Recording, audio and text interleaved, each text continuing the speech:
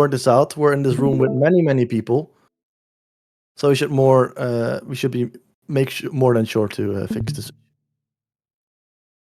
All right, so the people are sharing here. Love the community already, guys. Thank you. 5-hit, high ELO IQ. Yes, indeed. Yes, indeed. Perfect. Love to hear it. Okay, so we're gonna start. So I already introduced myself, right? Now, why are you listening to me today? Well, not just because I am objectively, I would say I'm a decent player. I'm not gonna call myself great because there's many people out there, if I'm honest with myself, like 1 KLP challengers who would still say to me, hey, dude, what the fuck are you doing? Like, you can improve. So I'm one of the higher ranks there. I'm a very good player. At some point, I used to be rank 600 in UO West. So that's not bad at all, right? But that's also not like the very best there. So I would say I'm a decent player. Now, what makes you want to listen to me is not just the fact that I'm a decent player. Hopefully, it's also because I'm a decent coach. And I'm even a great coach, I would say. I've coached over 550 people at this point. I've coached actual pro play teams here domestically in Belgium, in the Netherlands, Germany, in fact, as well. So I have a lot of experience under my belt. And this here is one of my experiences that I would love to share with you guys. So before we continue, let me quickly read the chat. Okay, so everything is fine. Okay. So let's move on. What are we going to be looking at? Let's get this started. What are we going to be looking at? First, the core concepts. We're not really going to look at that. What I mean with that is core concepts are your questions, guys. For me, the most important part of this session is what you guys ask me during the little Q&A sessions that we're going to hold during the session. Guide me through the sessions with your knowledge, and I'm like with your questions, and I'm going to use my knowledge to help you out. Those are going to be the core concepts. That's the core value for me from this session, the fact that it's going to be interactive. Now, what did I prepare? We're going to be looking at mid lane specifically, the type of champions, the type of matchups, what to do about vision control, jungle tracking. We're going to be looking at trading patterns, which is going to be extremely important. We're going to take a little look at the mid lane champion meta tier list, and then obviously we're going to have Q&A at the end. This is going to be a big Q&A, but don't worry, throughout the session we're going to also have little Q&As. So let's get started with the first thing. You might think I already know all of this.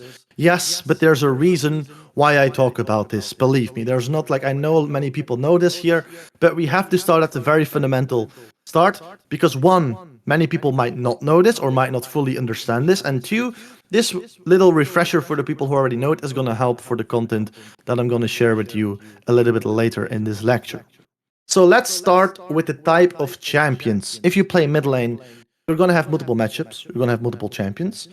And if you want to dominate mid lane, first and foremost, you're going to have to know what type of champion am I playing and what type of champions am I playing against. Because the type of champions that you play against and that you're playing, that will indicate how you should be trading. That will indicate how you should be positioning in lane, how you should be warding even.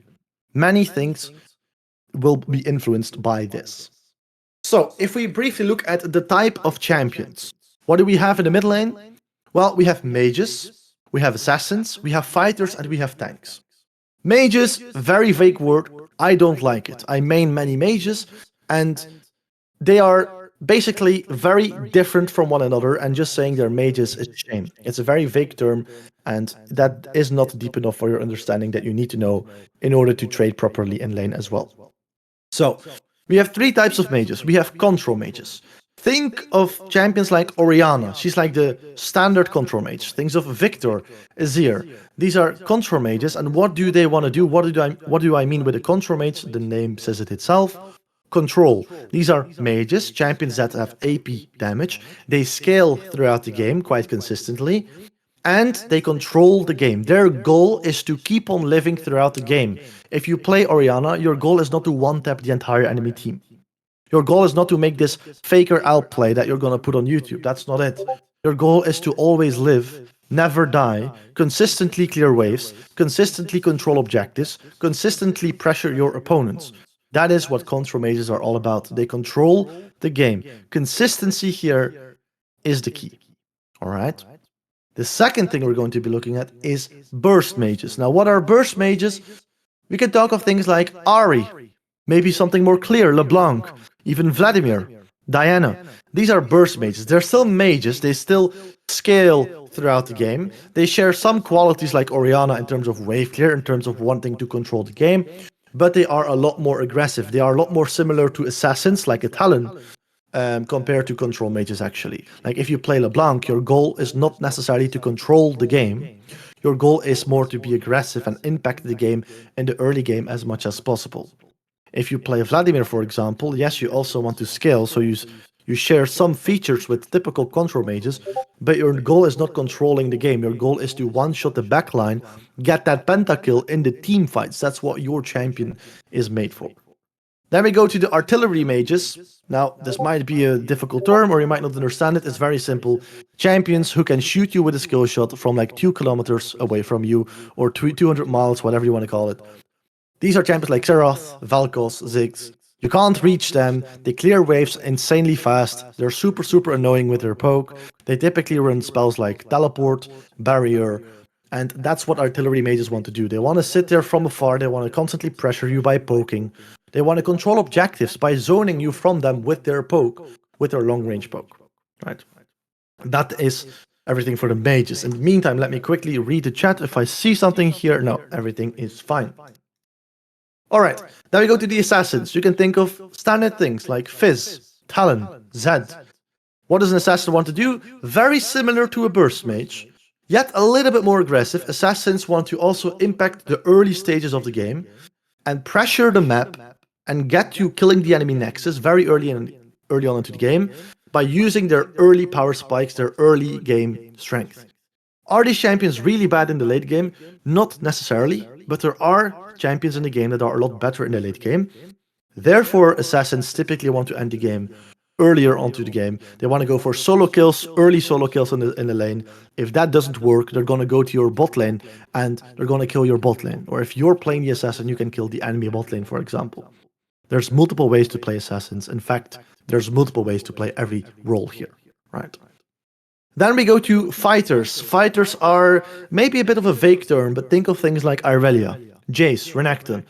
Every once in a while, you're going to be fighting this one guy who plays Renekton mid lane just to spite you, right? This one guy, you play something like Syndra, he's going to pick Renekton, right? You're not going to kill him. You're not like your poke doesn't really mean that much. You're not going to kill him. On Syndra, you could perhaps say, I'm going to get stacks from it, but like even if you play Orianna, you're not really going to be able to punish a Renekton a lot. It's more of a nullifying matchup, right? Renekton could be very oppressive in melee matchups like a Yasuo, for example. The same for Jace and Irelia, very oppressive champions. These are typical bruiser type of champions. They are not, like they have a lot of damage, but they're also quite tanky, and they're quite annoying to deal with, right? They're fighter type champions, not just assassins, but they want to get into the fight and not get out of it, right? Irelia, she just goes in there and she stays in the fight, and that's the fighter type. It's a difference with an assassin who wants to jump in and get out, right? And then we have the tanks. You will not be facing many tanks in the mid lane, but every once in a while you're going to get something like a Cassante. Again, just a nullifying matchup. Tanks typically are either made for troll pick, or when they are picked seriously, the main goal of a tank will typically be to nullify the lane, right? To make sure that you can't get a lot of done in your lane. That's the main position of a tank. And the other thing, especially in pro play, for example, would be the flexibility. You can flex your pick. You can act like you're going to pick it in the top lane. Now you put it into the mid lane. You have a nullifying matchup in the mid lane, and then you have a good tank for the late game as well, and you flexed it so they couldn't counter it. That's also a very popular way to pick tanks in the mid lane, but it doesn't happen too often in solo queue. All right, that's the end of the slide here. Let me quickly check the chat. All right, everything is still okay, so let's move on. We're going to be looking right now at type of matchups, because what did we just look at? We looked at the type of champions. Now, I just told you, you're not going to face that many tanks. You're not going to face that many fighters. You're going to have to face an Irelia every once in a while. But then 90% of your games or more, especially in the lower ELO bracket, everything below Master, but even above, you're going to mainly be focusing on mages and assassins. Both yourself and enemies will typically play mages and assassins in the mid lane. Does that mean, like, that basically means that if we go more in depth on it, mages are typical long range champions or short range champions, but they are range champions. Assassins are not always melee, but in the majority of your games, like in the majority of assassins, are going to be melee. Right, so keep that in mind. because that brings us to the different types of matchups. If assassins, or if you have melee matchups, melee champs, and we have range champions, then in fact we would have 4 type of matchups that you could have in the mid lane, and that's what's so different about the mid lane compared to the top lane. In mid, you can have this variety of matchups, and we have blueprints for that. Meaning that in mid, you could be playing a melee champion. Think of playing Yone into something like a Quinn or into a Cassiopeia. So now you play a melee champion into a ranged champion. Obviously, this matchup should be approached completely differently when you play Yone into something like a Yasuo, when you play melee versus melee, or when you play ranged versus melee, or when you play ranged versus ranged. So not only the matchup, the champion that you pick, but typically it's a lot more important. What is the type of champ that you pick? Is it ranged or is it melee? Extremely important. So the first thing we're going to do here, I made a clip of a melee champion here, a melee matchup that is fighting into a ranged matchup, a Quinn, and I'm going to be talking about it on how does this matchup work. I think of League in blueprints. Not everything is black and white. But there are some type of schedules, some kind of blueprints that you want to follow in certain type of match, no matter what elo you are. So let's take a look at this real quick. I'm gonna read the chat for a minute. Okay. Let's see. Okay, so we can start moving on. So we're gonna start with this matchup here. And the quality, don't worry if it's a little bit blurry, that's completely normal. It's very important that you see the lane, that you see the minions, and that you see the champions. If that's the case, then everything is more than fine, because Discord is also going to blur the quality a bit. But as long as you can see the main base here, I don't need you to see the very small pixel on Yone's blade. As long as you see that there's a Yone, as long as you see there's a Quinn, then everything is okay by me. So let's get started. This is a melee versus range matchup. This is the first out of 4 type of matchups. How do we approach this matchup? Is there a way to approach melee versus range? Should we always play differently or should we always play the same? It's going to be somewhere in between there, but this is going to be a great blueprint to help you guys out in melee versus range. So pay attention to what I'm doing. So here, let's say we're the Yone. Right? We're going to be looking at the perspective from the Yone. What is Yone doing right now? He's not doing anything. The Yone here, if I quickly, so let me quickly pause. I'm going to have to do it manually here. So if I quickly pause, what is the Yone doing right now at level 1? He's doing nothing. It looks like he's doing nothing, but what is he doing? He is focusing on getting the experience of the minions, standing in the range of the minions to get the XP over the gold. Because what is going to happen if Yone walks up to the Quinn in this case, if he wants to farm, she's going to attack him. And the lower she gets him, the more dangerous it becomes. And I'm going to explain that to you in a bit, why it's so important to avoid taking damage in the early game here, level 1, level 2. So look at what Yone's doing. He's not really doing a lot. He's looking to find some windows, but look, we stand very passively. We're not looking to walk up. Here we're looking for some damage. Now, why might this be? Quinn is pushing into the Yone, but obviously, the quicker she pushes into us, the worse that is for us. Because if she pushes in the wave, a big wave under our turret, it's gonna be pushing back towards her part of the lane. Meaning that the quicker we get on her side of the lane, the worse that is for us. Because then we can get ganked. We can get all-in'd by the Quinn. That's something that we want to avoid as long as possible. So what the Yone here can do is, he can try to kill a couple of minions or to hit a couple of minions, not just to last hit them, but if possible, if Quinn allows him to, he could look to kill some minions to make sure that the wave doesn't push super fast under his turret. It's gonna go under his turret because, yeah, it's a range versus melee matchup. If he walks up, he's gonna get bullied, so automatically Quinn is gonna push towards him.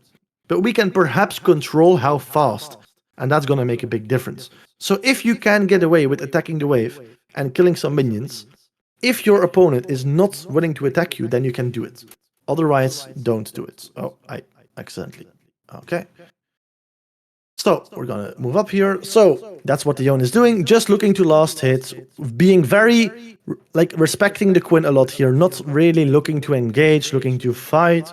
We're letting the wave push towards our side of the lane, and that's it. We're looking, look, oh, we can hit a minion, that's great. We can slow down the push perhaps. That's all we're doing. Now the problem is here, Quinn got level 2. Why? Quinn is pushing towards us. So if she kills more minions, obviously she's gonna get level 2 quicker than us. So now, never fall for this trap, that if you walk up for a minion to last hit, Quinn might have 2 abilities, she might unlock a dash, and then she might get onto you, and you might lose half of your HP bar because simply you were sleeping. Perhaps you were changing your YouTube playlist. But no matter what it is, make sure that you're not falling for the level 2 versus 1 power spike, because that would be very, very sad. That could lose your lane. Alright. So here we play safe, Quinn is level 2, we don't walk up, we respect the Quinn, we stay very, very healthy, and now what's gonna happen? Quinn is gonna push the wave here under our turret. It holds up our wave, which means that our wave is gonna be pushing towards Quinn. If Quinn right now decides to only last hit minions, the wave will push towards her side of the lane, and the only thing we can control is how fast. Are we gonna slow push? Are we gonna fast push? So we can't control it. So what is the problem with that? I'm gonna show you in a bit here. If you push here, if Quinn just lets us push, if Quinn is smart and she says, I'm gonna let the wave push towards my side of the lane, then I'm gonna hold it in front of my turret, which is what we call a freeze, then she can all-in you, or her jungler could come, or her support could come, and now you are not fighting a fair battle, you're on her side of the lane. The problem with that is, or the solution to that is, if we were to get in that scenario, we could look to shove in the wave. The problem is, if we're gonna kill the minions, if we're gonna look to shove in our wave under her turret, what's gonna happen, do you think? Quinn is going to attack you. So you need to be healthy enough so that when Quinn tries to freeze the wave onto you, when she tries to keep the wave in front of her turret, that you have enough HP to say, hey Quinn, I don't care if you attack me, I'm just gonna keep my time, and I'm gonna use my time to push in the wave so that it's under your turret, and then it's gonna go back to my side of the lane again. And that's what we want, because there we're safe, and we're also melee champions, we're very good at all-inning our opponents, so when we're on our side of the lane, that's what we want to fight. But in order to break that freeze, we need to be able to say, hey, Quinn, you can attack me all you want, I'm gonna push in the wave. And that's our deal. But therefore, you need to be healthy enough. If you're 50% HP before that, you're gonna die. If you're 80% HP, and now you try to push in the wave and Quinn attacks you, you are going to live. Alright? Okay, I keep pressing space here. So let me quickly go back here. Let's not press space anymore. Okay. So what happens? So we were to the fact that Quinn pushed in the wave under our turrets, and now what's gonna happen? Look, the wave is on Yone's side of the lane, so now we feel very great. We feel very good to trade, because what's gonna happen if we trade? If the trade goes back, we go back to our turret. Also, what is the strength of most melee champions? They are good, not all of them, but most of them, including Yone here, are very good at all-inning their opponents or running down their opponents. In order to run down your opponent, you need a long lane. Mid lane is a very short lane, but in order to create a long lane, you can keep the wave at your side of the lane. Now, this is the case right now. The lane is at our side of the lane, like the waves are at our side of the lane. Did we do anything for that? No. Quinn just pushed the wave under our turret. That's it. But if Quinn, right now, does not have the idea to be safe and think, oh, Yone is about to hit level 3, then she might get all-in here because you have a very long lane to take a good trade. So what is about to happen here? Look, the moment Yone hits level 3, he's gonna hit level 3 from this very minion here. What's gonna happen? Boom. Yone goes for a trade, he's on his side of the lane, he can take a good trade all he wants to, and boom, you're very safe, you're on your side of the lane. Another benefit of this is that when you're pushing towards the Quinn and you keep on doing these great trades, she might become so low that once the wave is at her turret, you can look to dive her. And then even if the Quinn kills you in that dive, and you also, like, if you can kill her and you die, both of you die, it's still gonna be worth it for you. Because you will have like 30 minions under her turret that she's gonna be missing out on because she's dead. You're also gonna be dead, but you already killed those minions while you were shoving to her side of the lane. So here, while Yone is shoving, he's creating a very big wave. And if we can create these big waves, if we can keep on protecting the wave by constantly attacking the Quinn, so that she can't attack the wave, then she's gonna be very low and we can actually look to dive her. So here, look, now we are in control of the lane, we have a very big wave, Quinn can't really do a lot about it, and now, look what happens. We're gonna look to shove in the wave. The reason why Yone walks up here is to make sure to guarantee that Quinn doesn't hold the wave in front of the turret. That's the reason why. So he zones her to make sure that the wave crashes. Boom! The hardest part of your lane is just finished.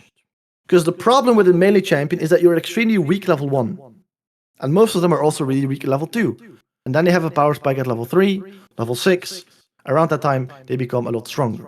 The only problem is if you play versus a good player, you know what's going to happen if you play something like Fizz, like Yon.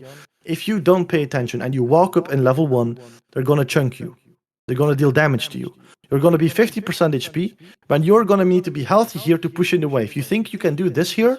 You think you can walk up like this and force the wave to go under Quinn her third if you're 20% HP?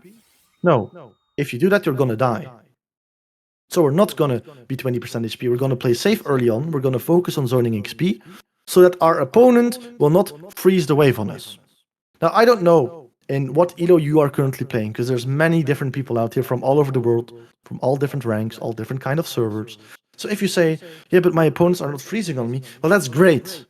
Because this here, if you play versus a great opponent, this is the scenario that you need to avoid. You need to avoid getting frozen upon, and this is how you do it. In order to snowball your lane further, we're going to be looking at trading patterns. We're going to be looking at jungle tracking. We're going to be looking at warding. That's for later. These clips here are to show you in a very fundamental way, if you play melee versus range, you need to avoid getting frozen on early on. You need to avoid dying early on, and this is how you do that. This is the first matchup type, and now I want to hear from you guys in the chat. Do you have any questions about that? Do you have any remarks about that? So go ahead and type in the chat. I will not be able to read all of them, but I will be able to look at many of your guys' requests.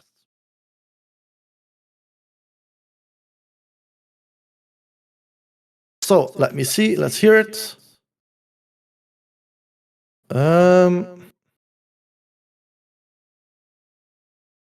I'd say control. Okay. I actually think, so this was from before, I actually think mid lane tanks have more application in solo queue than in a range 5. Yeah, it depends on the game. No requests. Okay, that's good to hear. How do you prevent giving range? Okay, so I hear clear as well. How do you prevent giving range champions prio in the early game when they just shove and roam on you? Well, you kind of don't. So the way you do this, so when you play versus Quinn, for example, how do you prevent Quinn from roaming at level 2? Well, you don't. You're not supposed to win that matchup level 2. If you played smart, you shouldn't trade with her. Right? If she plays it good and you play it good, you're going to have to respect her, right? But then again, is Quinn going to roam level 2? No. If Quinn roams level 2, if there's anything on the map, level 2, level 3, level 4, for Quinn, you ping her. You ping that she's roaming. You might say, our teammates are not going to listen. Yes, but in the majority of her games, your Quinn is not going to get fed at level 3, at level 4. That's just the fact that it is. You have to ping in those early levels. You have to respect her. But then starting from level 3 onwards, that's where in the range matchups, where if you play a melee that's good at aligning like a Yone, that's where you can look to pressure her more. The ultimate way for your laner to prevent them from roaming is by fighting them. Quinn is not going to roam if there's something for her to do in the lane. If she has something to do, then she's not going to roam, right? She's occupied. We're going to keep her occupied. Right? We're going to fight her. We're going to act like we're going to fight her. If she looks to walk towards the bot side bush, we're going to walk up. We're going to bait her into thinking that we're going to fight her. And that's hopefully going to help us in tempting her to walk up again towards us and fight us. As long as she's fighting us, she's not roaming. Right.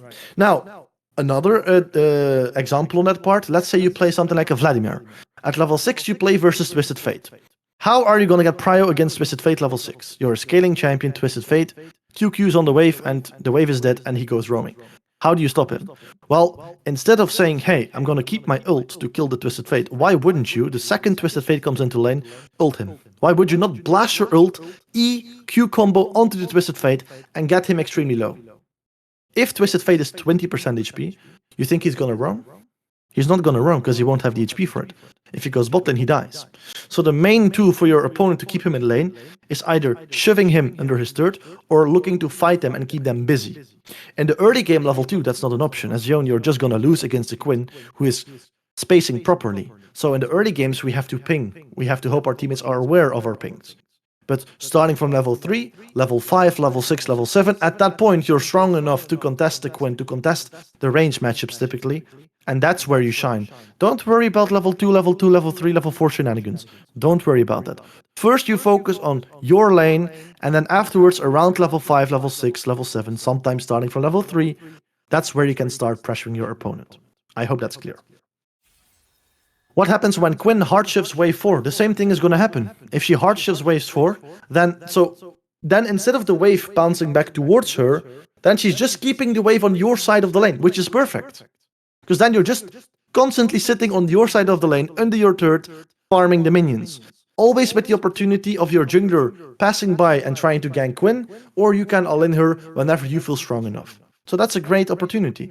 Quinn shouldn't be perma-pushing. She shouldn't be pushing wave 4 and be constantly on your side of the lane. She doesn't win anything by that, right? She just doesn't. She would get a lot more from freezing. If she does that, we're just chilling. We're just scaling to level 6 when Yone becomes ridiculously oppressing. And then we can do whatever we want. League is a bucket list. There are all kinds of things that need to be in order for you to take a trade. We're not going to trade whenever we want to. There are checkpoints on our list that we need to do. All right? And keeping the wave on your side of the lane as a melee champion is one of those checkpoints. Right? No requests.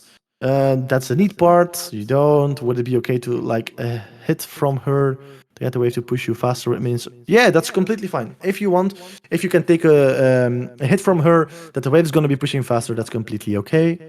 Actually, I do have a question. What do you need to do when the Quinn in this example actually manages to hold the wave before her turret? Then you just walk up. You walk up to the lane and you look to push in the minions. And you know why you can do that? Because you're going to be full HP. Because at level 1, level 2, you didn't walk up. You respected that she was ranged. And now you still have your entire HP bar to trade as a resource when you're pushing in the wave. Right? That's how you do that. That's why in level 1, level 2, we play safe. So that we have enough HP to break the freeze in case our opponent is good and wants to freeze. Right? What if she trades HP for the freeze? Well, that's what we're going to be doing, right? That's okay. She cannot kill us 100 to 0, right? That's not what she can do. All right. Those are the questions for now. If you still have questions, I can't answer all of them, but for now, these are all in the chat, so let's move on. Okay. So I'm going to go back to the slides here. Let me quickly press escape, and there we go again. So that was melee versus range. Now we're going to go to the opposite side. We're going to be the range champion versus the melee champion. So we're going to be looking at Ahri versus Akali. You could argue, Akali, is she really melee? Yes, she's melee. Obviously, she has a little bit of range on her Q, which makes the matchups a little bit more spicy, but she's still melee, and Ahri is obviously still ranged. So we're going to look into this. What does Ahri level 1 want to do? What do you, as a range champion into a melee champion, want to do? If you were the Quinn from last game, what would you do here? You would walk up and bully the melee champion, as they do not have range to trade back with you. Akali is an exception. Akali has her Q to trade back with you, but it does not that much damage. It's on a very long cooldown, and obviously she only has melee attacks, auto attacks. So a range champion always has benefit against Akali level 1, no matter what. That's why the Ahri in this case should look to bully the Akali. Now, what do people a lot do when they have prio, when they're playing Ahri into Akali, for example, and they feel like, hey, I'm the range champion, I have the advantage in this lane, they're going to auto-push. When people feel like they're strong, they're going to automatically push the wave. It's really, really bad. Because what do we want to do this game? We want to punish Akali, as we want to make her as low as possible this game, so that when we do the level 3 crash under her turret, and then the wave pushes back to our side of the lane, don't worry, I'm going to show you in a clip, then we can freeze, because she will be already 50% HP. So let's roll the clip here. So look what I do. We're going to play it out. It's not like, let me see if I can do it times 2 perhaps, or like times 1.75. So look, I'm constantly, or the Ahri in this case here, let's pretend we're the Ahri here, she's constantly standing in front of the wave, and she's zoning the Akali. Whenever Akali walks up, Ahri is looking to deal damage. You see that? Akali can't trade back consistently, because, yeah, obviously, she is melee and not ranged, so she can't trade back consistently. As a result of Ahri pushing, she gets level 2 first, so if Akali walks up, Ahri can do a level 2 versus level 1 trade and potentially kill Akali or get her extremely low. What do you not want to do here? You do not want to push your wave, because the faster you push your wave, the quicker it's under Akali's turret, and that's where Akali is safe. Can you bully her a little bit under her turret? Yes, but it's a lot more dangerous, it's a lot more difficult. You want to maximize the time from level 1 to level 3, for example, where you can bully Akali, and you do that by last hitting the minions. You don't have to push. Understand this. If you play as a range champion versus a melee champion, you don't have to attack the wave. You don't. You simply don't. Why? The melee champion, if they walk up to last hit minions, they will get punished. If they do that over and over again, they will die. So at some point they're going to stop doing that, or you're already going to be playing versus a good player in the first place, and they're not going to walk up at level 1 because they know, like Dion in last case, he knows he's going to take damage, so he's not walking up to last hit minions. He's just looking to soak the XP. Because those champions, these melee champions, can't last hit every single minion, and Ahri can, she's automatically going to be pushing, even though she's only last hitting the minions. And that is how you maximize the time that you go from the middle of the lane to Akali's side of the lane. And if you maximize that time, that gives you time to bully Akali and get her as low as possible. Now, if you play this out, what's going to happen? Look, Ahri pushes the wave in, she bullies Akali here, puts a ward onto the raptors, gets some vision. We're going to talk more about vision in depth. Here she keeps on looking to trade with the Akali. Obviously, this is not a perfect game. We're not going to be looking at spacing. This is not like a challenger game. I think this is around Emerald or Diamonds gameplay. I'm not sure. And here, look, this is the important part. We shoved in the wave under Akali's third. So what is going to happen? The wave is ultimately going to go to Ahri's side of the lane. So here, what is Ahri trying to do? She's not trying to hit the wave as much as possible. She's trying to poke Akali as much as possible and then try to freeze the wave in front of her turret. Now, is Ahri allowed to kill some minions? Yes. Because what should Akali do in this case? She should build a very big wave by last hitting minions, so that when Ahri wants to hold the wave in front of her turret, she has to tank 30 minions and Akali's damage. That's not something Ahri can do at level 3, or level 4, or level 5, or even level 6. She can't do that. So if Akali builds a very big wave, then Ahri can't freeze anymore, because she will take too much damage of the minions that she has to tank. So, in this case, Ahri is okay. She is allowed to kill a couple of minions, just enough for the freeze, so that the wave is manageable to freeze it. Now, how do you freeze? You need 3, preferably 3 melee minions from the enemy wave left over. So if all the minions, if there's 2 waves in the lane, your minion wave completely died, then you kill 3 minions of the enemy wave, and there's 3 melee minions left. Those 3 melee minions, you're not going to let them crash into your turret. You're going to hold them in front of your turret, and that's how you're going to do a freeze properly in the mid lane. Do you need 3? No. In some cases, you can do 2. In some cases, you can drag up the wave, but the easiest way to do is 3 melee minions to freeze. Okay? Now here in this case, you're going to see Ahri has many more minions than just 3 melee minions. This is a lot of minions. So we're going to see here in just a bit what happens. So look, Akali is now in an overextended spot.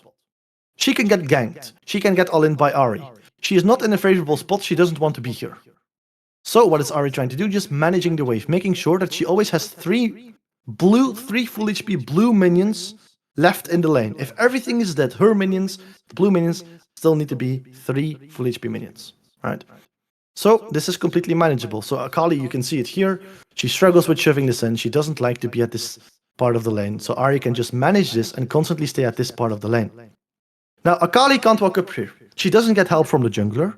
She was way too low from the beginning of the game. She had to burn all of her potions because Ahri consistently poked Akali level 1, level 2, and level 3 because Akali didn't respect Ahri enough. And now that's why Akali can't just walk up to the lane and trade her HP while she's pushing in the wave, because she will literally die to the Ahri if she does so because she is too low.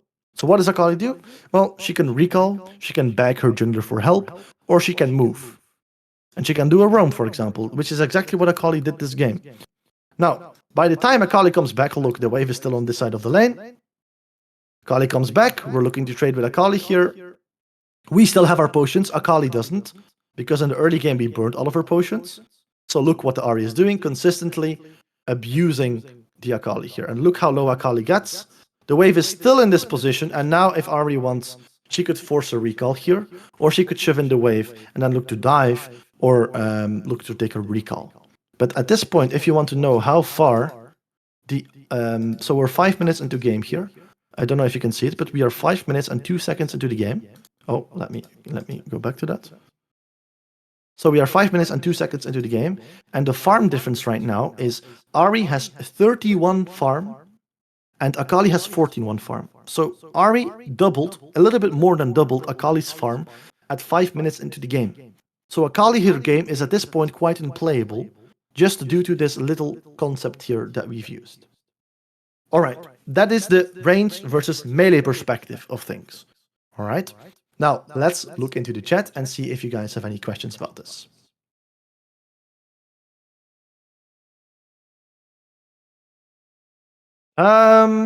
Okay, so auto W, auto with Ari, proc electrocute. Yes, but in this game, the Ari didn't go electrocute, she went airy.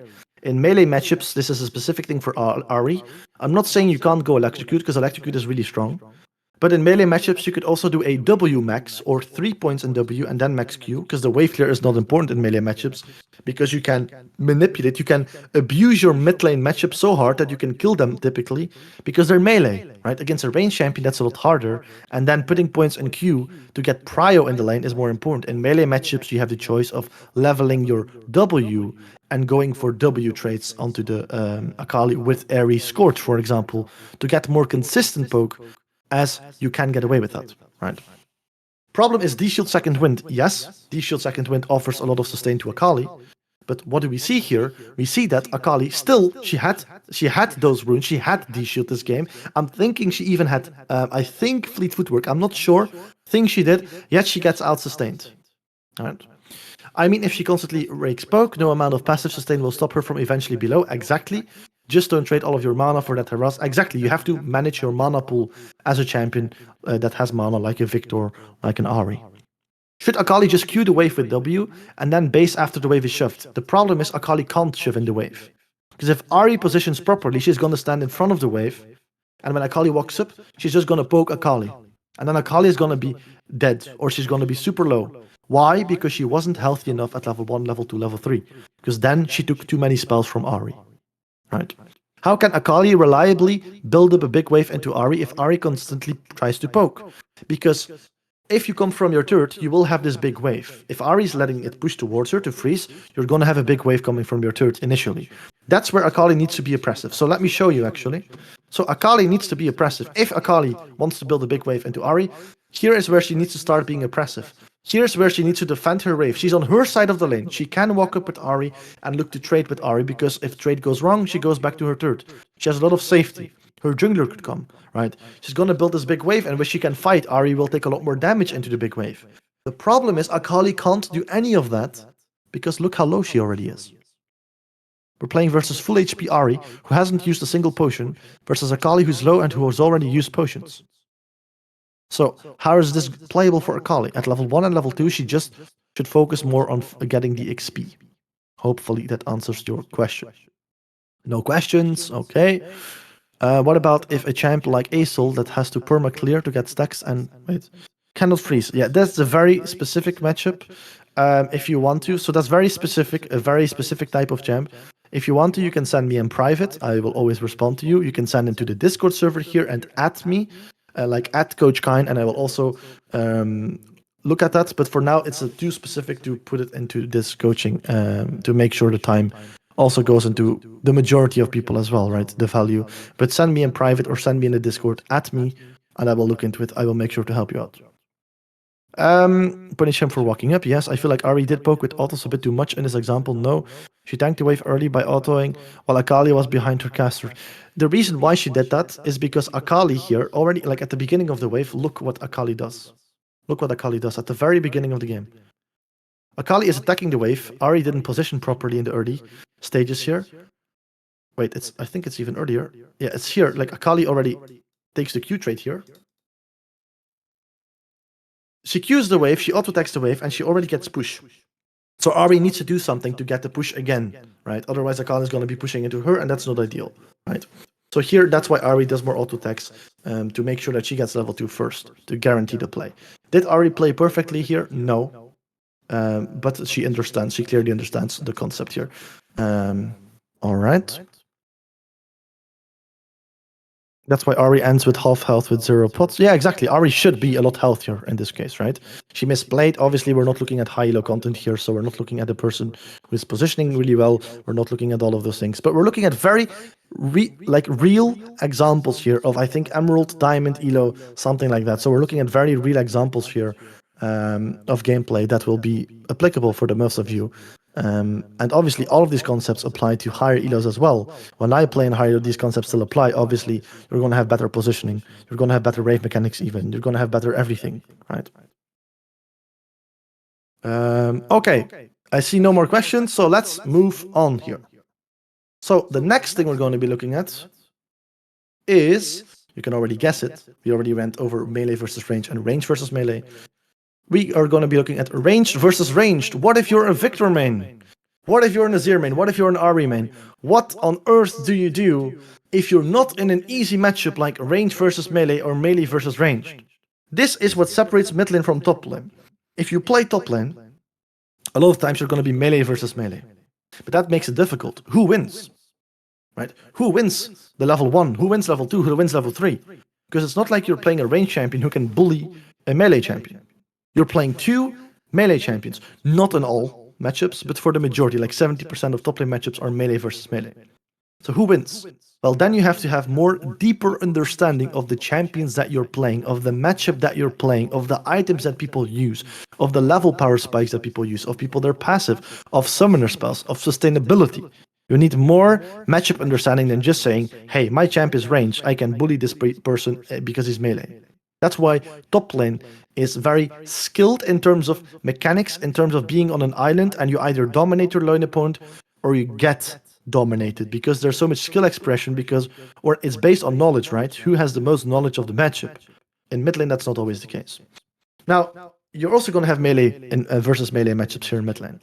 For now, we're going to be looking at range versus range. Range versus range, even though it's not your standard range versus melee matchup, also is going to have some blueprint.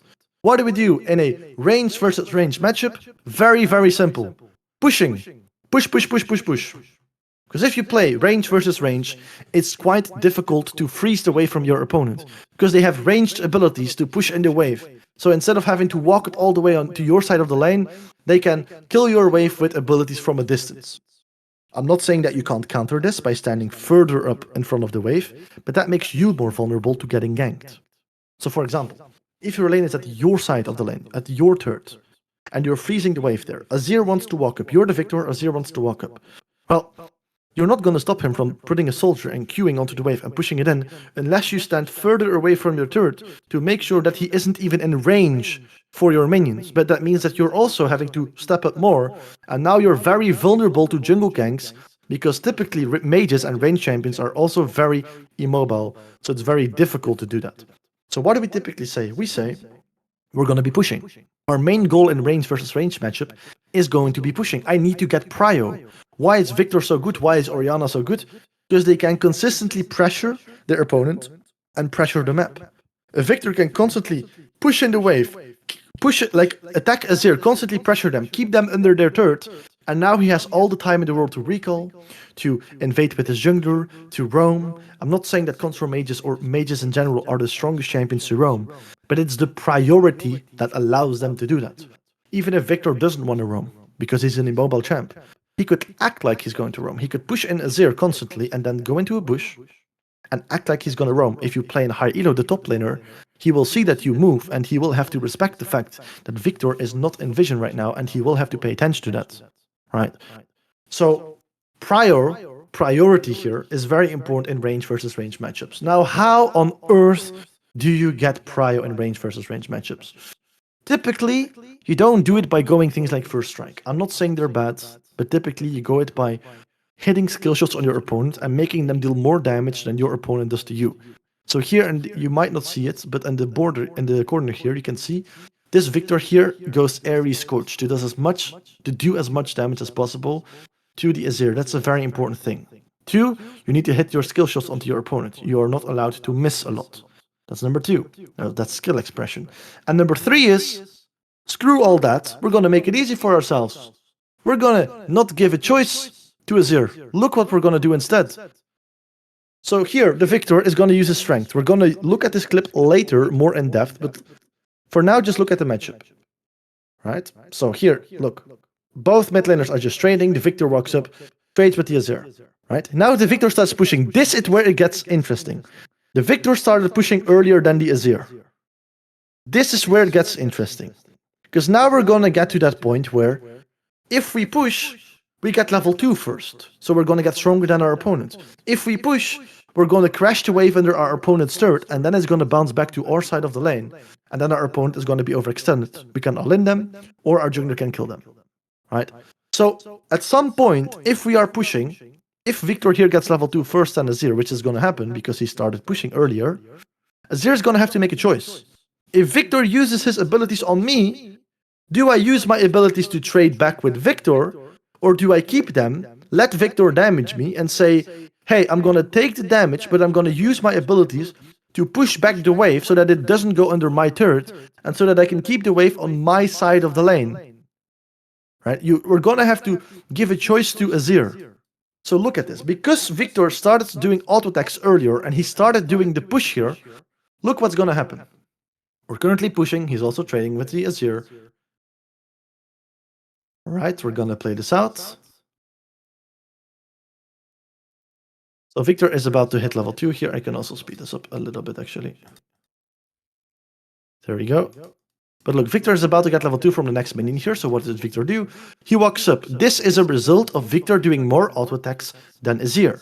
Also, if you're a mage, it's very important that you use your abilities, like your E here of Victor, on the wave and on Azir when you're looking, like for the first couple of waves, level 1, level 2, level 3, on those waves, you're looking to hit the wave and your opponent at the same time, so that you're achieving two things at the same time. You're pushing your opponent in, so you're getting prio, and you make sure the wave will bounce back to your side of the lane, where you will be safe.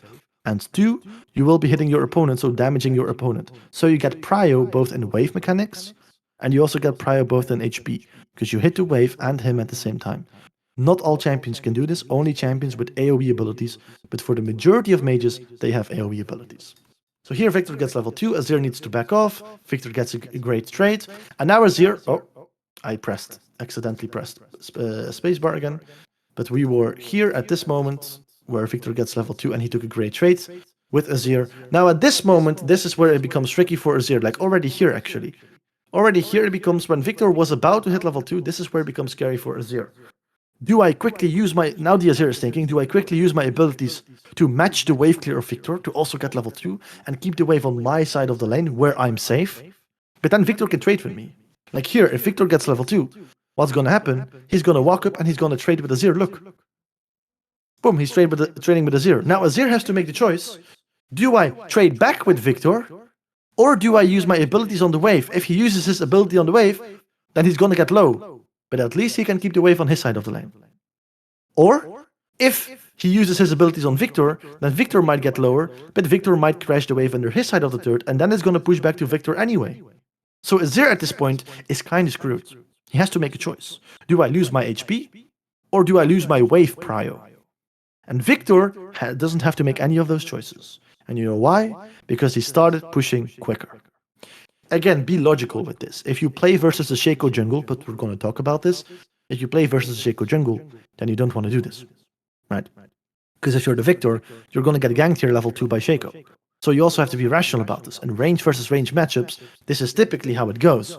But it also depends, for example, on the jungle matchup. And to a Shaco, the Victor shouldn't be doing this at level 2. He should play more reserved, even though this is what he could be doing. The factor that Shaco is a jungler at level 2 that he might want to gank mid, that factor determines that Victor shouldn't be doing this, even though this is how easy the matchup is typically. Right. Now look, Victor ultimately, he pokes Azir down, he pushes in the wave, and now Azir's like, oh damn, the wave goes under my turret, I can't stop it anymore. And this is where Victor shines. Now if he send it a little bit more back, if we put vision down, the wave is pushing back towards Victor. So Victor right now, the wave is pushing back towards his side of the lane. So now Victor, he should be looking to trade with Azir, but now he shouldn't be hitting the wave. He should not hit the wave and Azir at the same time. Because now the wave is pushing towards his side of the lane, and that's where he wants to be. That's the goal. Being safe on your side of the lane. Currently Azir is safe, but it's not going to last because it's pushing towards the Victor. So now Victor, in order to make sure it keeps pushing towards him, he can't kill the minions. He can last hit them, he can trim them a little bit, but he can't kill them. So he needs to trade with Azir here. Okay, so he needs to trade with Azir, and then make sure he doesn't hit the wave too much. All right. Okay, so what are we going to see in here? So look, Victor isn't really looking to trade on the wave. Also, you might think this trade is really, really int. This trade is not int. This is a very nice concept actually. Look, you might think, oh, Victor here is losing all of his HP towards the Azir. Now the reason why Victor does this is because Victor has more sustain than the Azir. He wants to bait Azir into thinking, oh, I win this trade. And he wins the trade, right? He wants to take that trade with Azir because Victor has still all of his potions. So he can heal up to a lot of HP, but now he baited Azir into being extremely low. So now he can freeze the wave on his side very, very easily because Victor will be healthy due to his potions. Azir will be extremely low. Or he even has kill pressure onto the Azir, which is going to happen here in a bit. But look at how the skill shot is done. The skill shot, the E here that Victor does, look, it is not meant to do on the wave. He just used it to last hit the cannon and to hit Azir at the same time, but he doesn't want to do it on the wave, otherwise the wave will not be pushing towards him anymore if he keeps on doing that. So his only focus is on hitting Azir. Now we keep on fast forwarding this a little bit. Look, the wave is still pushing towards Victor, he is healthy, he's still healing up, Azir is really, really low. And now look what Victor is gonna do. He hits Azir, Azir is very, very low, he can't do anything, Victor is still healing. Now the wave is on his side of the lane, Azir has no mana, he has no HP, he is kind of screwed, right? He's in a very bad position. So look again, what is Victor going to do? He trims the wave a little bit and he hits Azir.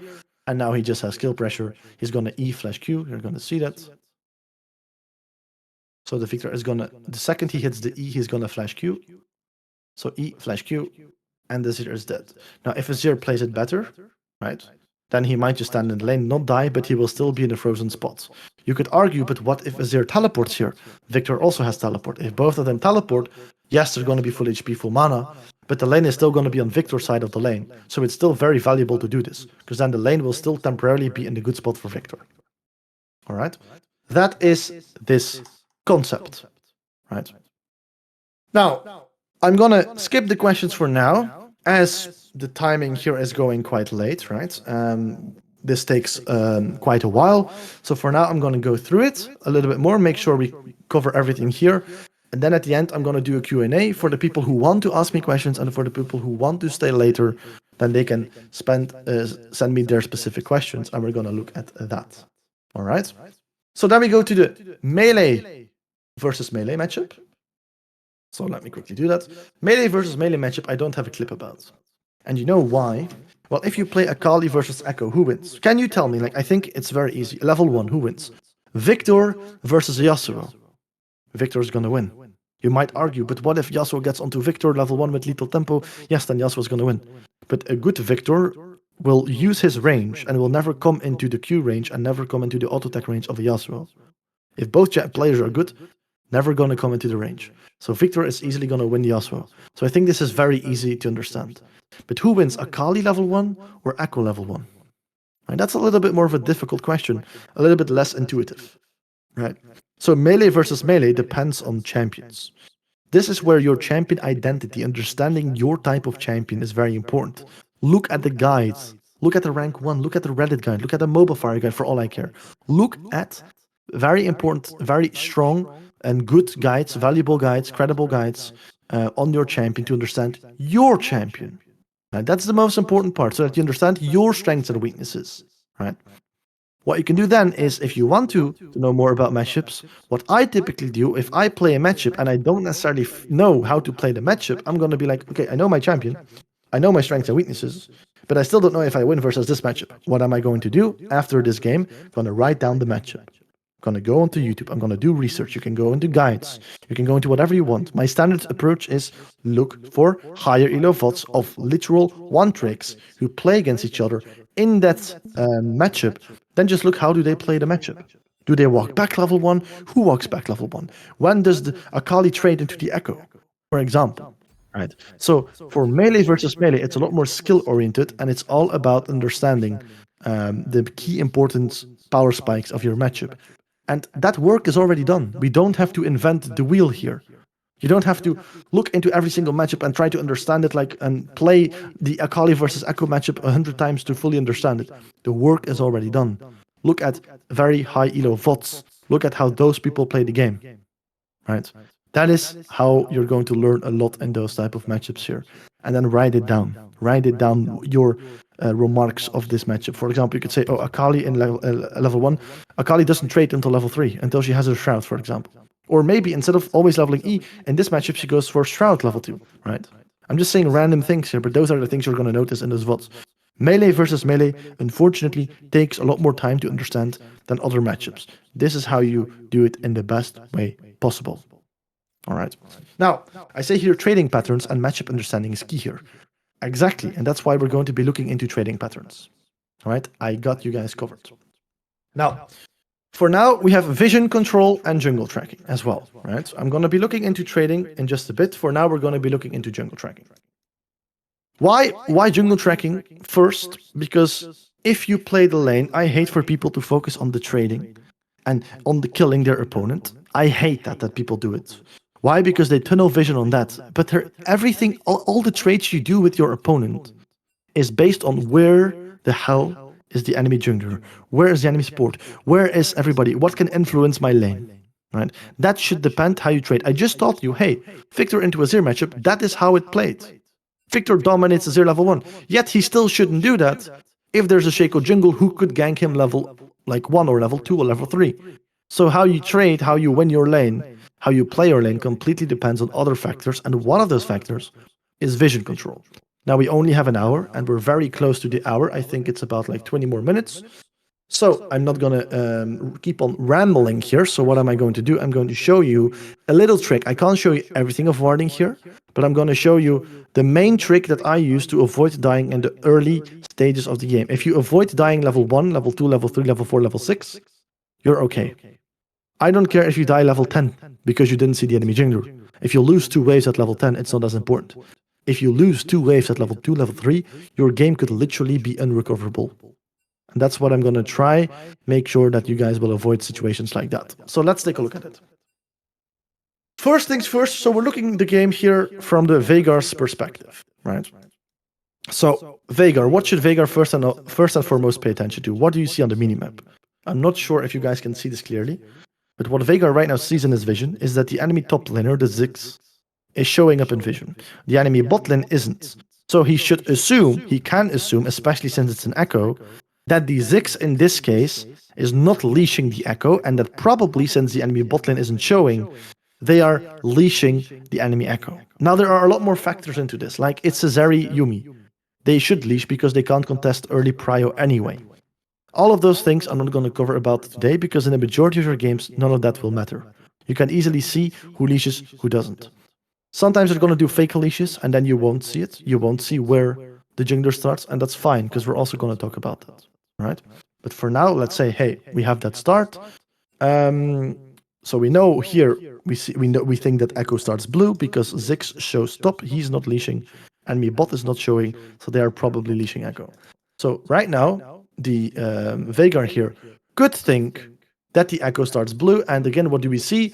Indeed, the Zeri and the Yuumi, they leashed the Echo. So if we just look at from a perspective now, what is going to happen into the game?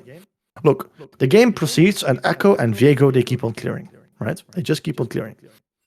For the majority of the junglers and the clears that people typically now do nowadays, again, this depends on the clear, this depends on the champion, this depends even on the ELO, on how fast people clear. But all of that together, if we throw all of that together, for the majority of the junglers out there, even in high ELO, both as in low ELO as in high ELO, they will start on one side of the map, and it depends on the game, right? But it means if they start on blue, they will be on the red side of the map around 2 minutes 20 to 2 minutes 40. Right? That's an important time, because now we're going to confirm that. Look where Echo is. He starts at blue. This is a random game. You could do that for your own games as well. When will Echo be at Raptors? At his red side of the map, between 2:30 to 2:40. It's going to be relatively the same for Viego. He's going to be there a little bit later, 2:44, whatever. Depending on the ELO, depending on the players, it's going to be later or it's going to be sooner, right? But between 2:20 to 2:40 typically. Now, why is this important? Because I'm going to show you a warding trick. If Echo starts at blue here, then you know that you should hover the blue side, the red side of the map. You should hover the top side of the map if you think that the enemy jungler start on the bot side of the map, so that he can't surprise you with a level 2, level 3 gank from beneath you. The problem with that is, if you always hover here the top side of the map, which you're currently seeing, at some point Echo is not going to be on the blue side of the map again. He's going to pass from blue into Gromp, into Wolves, into Raptors. And once he's at Raptors, he is on the top side of the map where you are hovering. That timing where we're going to put a ward on that top side of the map so that we know that we can't get ganked is 2 minutes 30. At 2 minutes 30 into the game, I want you to place a ward on the opposite side of the map of where you think the enemy jungler started.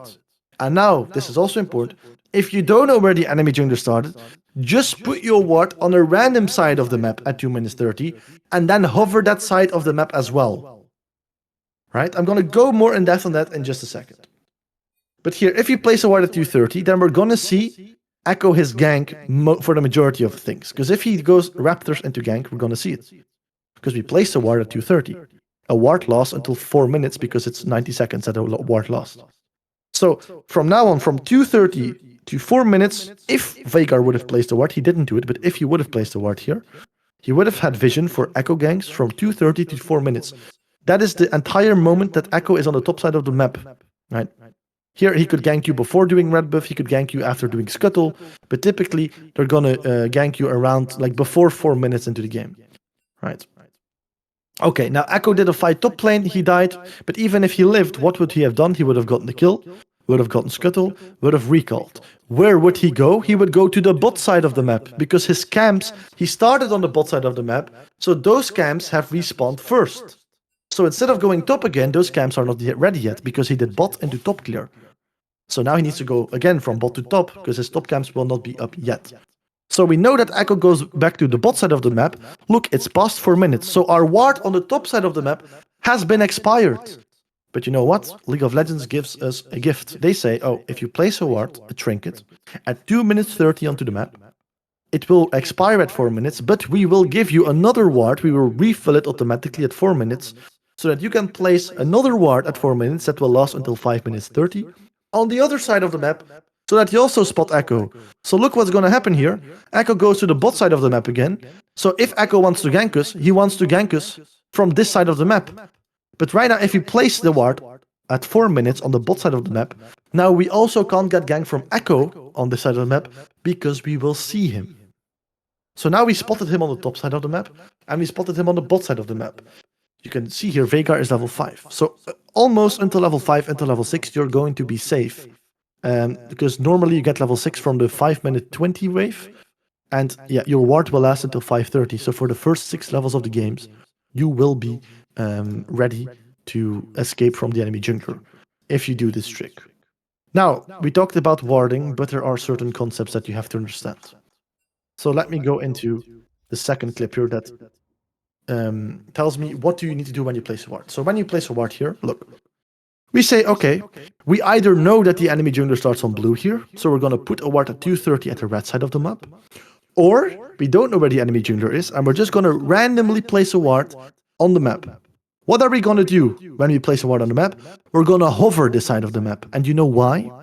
Because right now, look at the distance. Even though I hover on this side of the map, I will see the enemy jungler already from here if I place my ward there. Right? If I place my ward up in the river, I will spot the enemy jungler already from like in between the river and his jungle landscape, basically.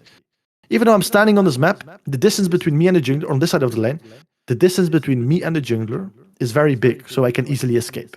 With a side note, I'm going to come back to that in a bit. Now, what if the enemy jungler, if you hover the top side of the map like we're currently doing, but the enemy jungler comes from the bot side of the map? Well, now it's even longer distance between you and the enemy jungler, because you're standing on the other side of the map. So you're also safe from this gank, from this side of the map. So if you hover your wards, you will be safe from both sides of the map. That is what I explain in this clip here. Now, there's a side note to that. Some champions, like the position of your ward also matters. Some people play champions like Zac, like Jarvan, people with very big gap closers. Because if Zac right now would stand behind this wall here, you have the wall with the bushes. What if he stands between the wall with the bushes and the raptor wall? Then he stands out of our vision. So if we hover the wall like we're doing, like if we hover the river right now like we're doing, we are safe from the dummy that you see. But what if that dummy was positioned more in the shadow between the wall and the raptor wall? What then? Then we could still get ganked. So if you play versus Zach, we have to take that into account. We have to know, oh wait, Zach could be more creative with this gank. So what are we going to do? We're going to place a ward deeper into the enemy jungler. The ward that you see here at U30 is not good. We're going to have to place a deeper one, and we're going to have to place it here where I click, so that you can see the dummy here, so that you can see Zach or the Jarvan already from here, so that when you're hovering the lane, if I fast forward this a little bit, so when you're hovering here right now, on this side of the map, now you're going to spot out the enemy jungler already here from the raptor camp, which gives you the intel to play accordingly. Right. Now, this is not only the case for champions with big gap closers who can jump over walls, like a Zach or Jarvan, but also champions like Tenzao, who can only jump over walls if they hit you with something. Or maybe a Rammus or a Hecarim. Because if you spot the first target dummy here on the left, even though you see him this early, if it's a Rammus or a Hecarim, he might catch up to you. So you might have to spot him already at Raptor camp to make sure they don't get up to you. Right? That is why hovering your wards and placing, taking the positioning of your wards into account. Now, if you do this warding trick, so you place a ward at 230 on one side of the lane, then once that ward expires at 4 minutes, we're going to get a new ward at 4 minutes automatically from the game, and we're going to place that one on the opposite side of the map. All right? Okay. So that is that. That's everything for the warding. Now, let's move on to the next thing here. So we're almost done with the session. The next part will be the trading patterns. We have 3 types of trading patterns, right? So let me quickly see. All right. So we have 3 trading patterns. We have all-in trades, we have short burst trades, and heavy trading. What do you need to know of this? Not really. This is more as background information. If you all-in somebody, your goal will be to kill. But you don't have to do that. You could also take a short burst trade to get an advantage in lane. We talked about that beforehand. How do you stop your lane opponent from roaming? Well, maybe you want to take a short trade with them to keep them interested in you and let them stay in the lane rather than let them roam and not showing interest into them. That could be the advantage gained by a short burst trade. And then we also have heavy trading. To stop roaming, sometimes you have to take a full-on trade, like a Vladimir. You have to ult EQ your opponent, the Twisted Fate, to make sure he's 20% HP, so that he doesn't want to roam, because some champions are not going to care if you try to take a short trade with them. Sometimes you're going to have to take heavy trades. One use case of that. Now, we're going to look at more specific cases. This is not going to take too long, but pay attention to this, because trading patterns are especially important in melee versus melee matchups, which we haven't covered yet. Right? We have covered them, but I haven't shown you clips. Trading patterns is typically how you win melee versus melee matchups based on skill, and then obviously also the things I mentioned before. Now, how do we trade? When do we trade? The first thing of trading is we have trading influenced by farming. First, we're going to look at the HP of the minions. And then we're going to see, okay, we're going to anticipate. League is a game of anticipation. If we see that our minions are low, and don't worry, I have a clip about this, we're going to anticipate that our opponent will walk up to the wave and try to farm that minion, and that's when you can predict, oh, my minion is low. I can predict that my opponent will walk up to the lane, and now I can take a trade with him while he's taking that minion.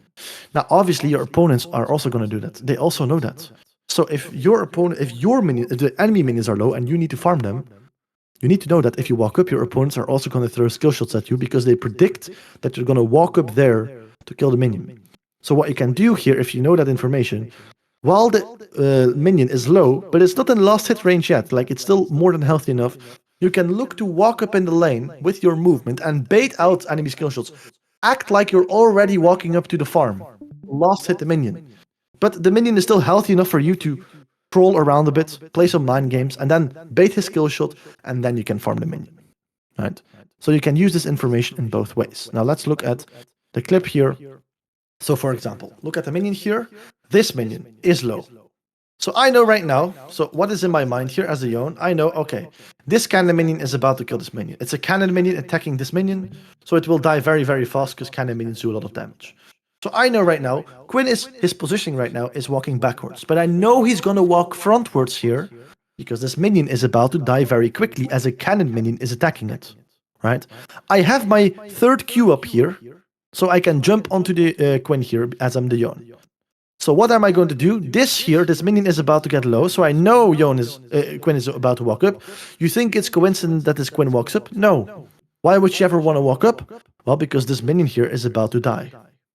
So Quinn walks up, and I expected that, and that's why the Yone here, let's say we're the Yone, that's why the Yone here walks up and takes the amazing trade, because he could predict Quinn would walk up.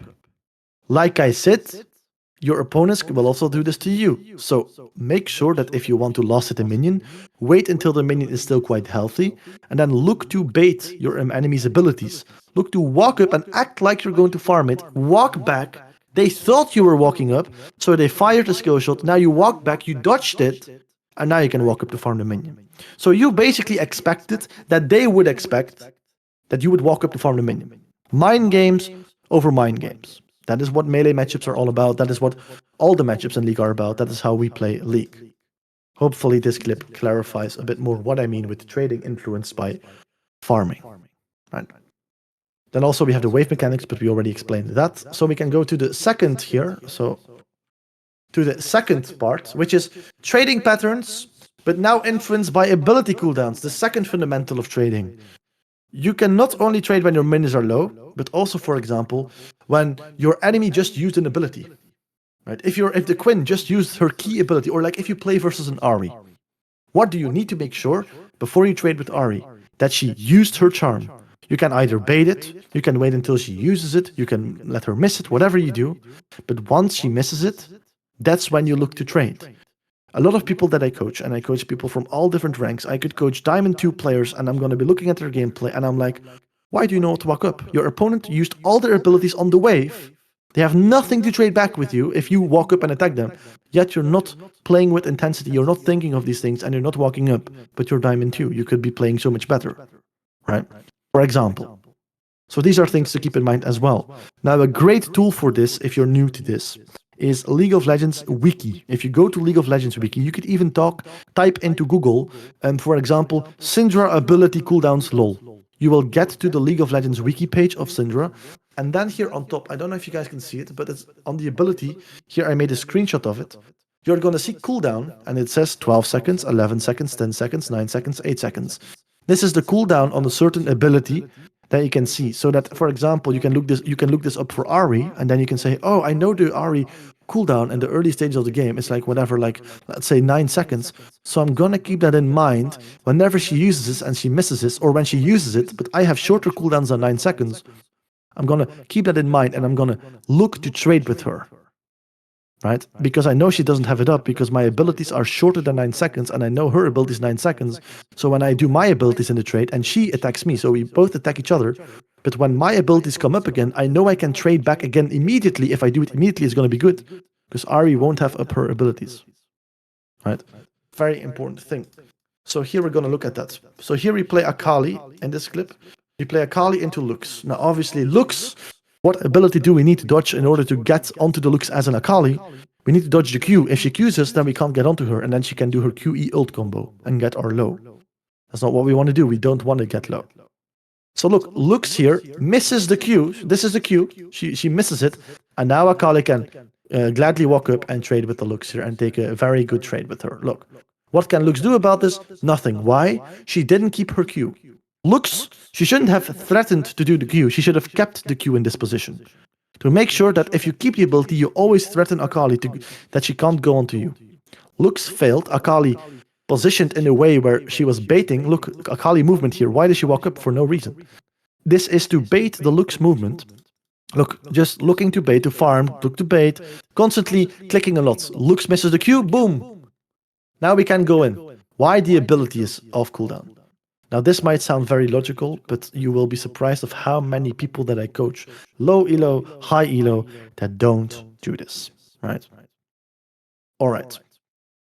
Let's go to the next trading pattern here, which is going to be, let's see, is going to be trading influenced by auto attacks. This one is we are running short on time, so I'm not going to show too much here, but basically this means auto attacks, weave them into, like when you looked at the Ahri clip versus Akali, Ahri didn't just bully Akali with her ability. She used a lot of auto attacks to do substantial amount of damage, and that could be very important to weave in auto attacks in between your trades. People don't see auto attacks as trades.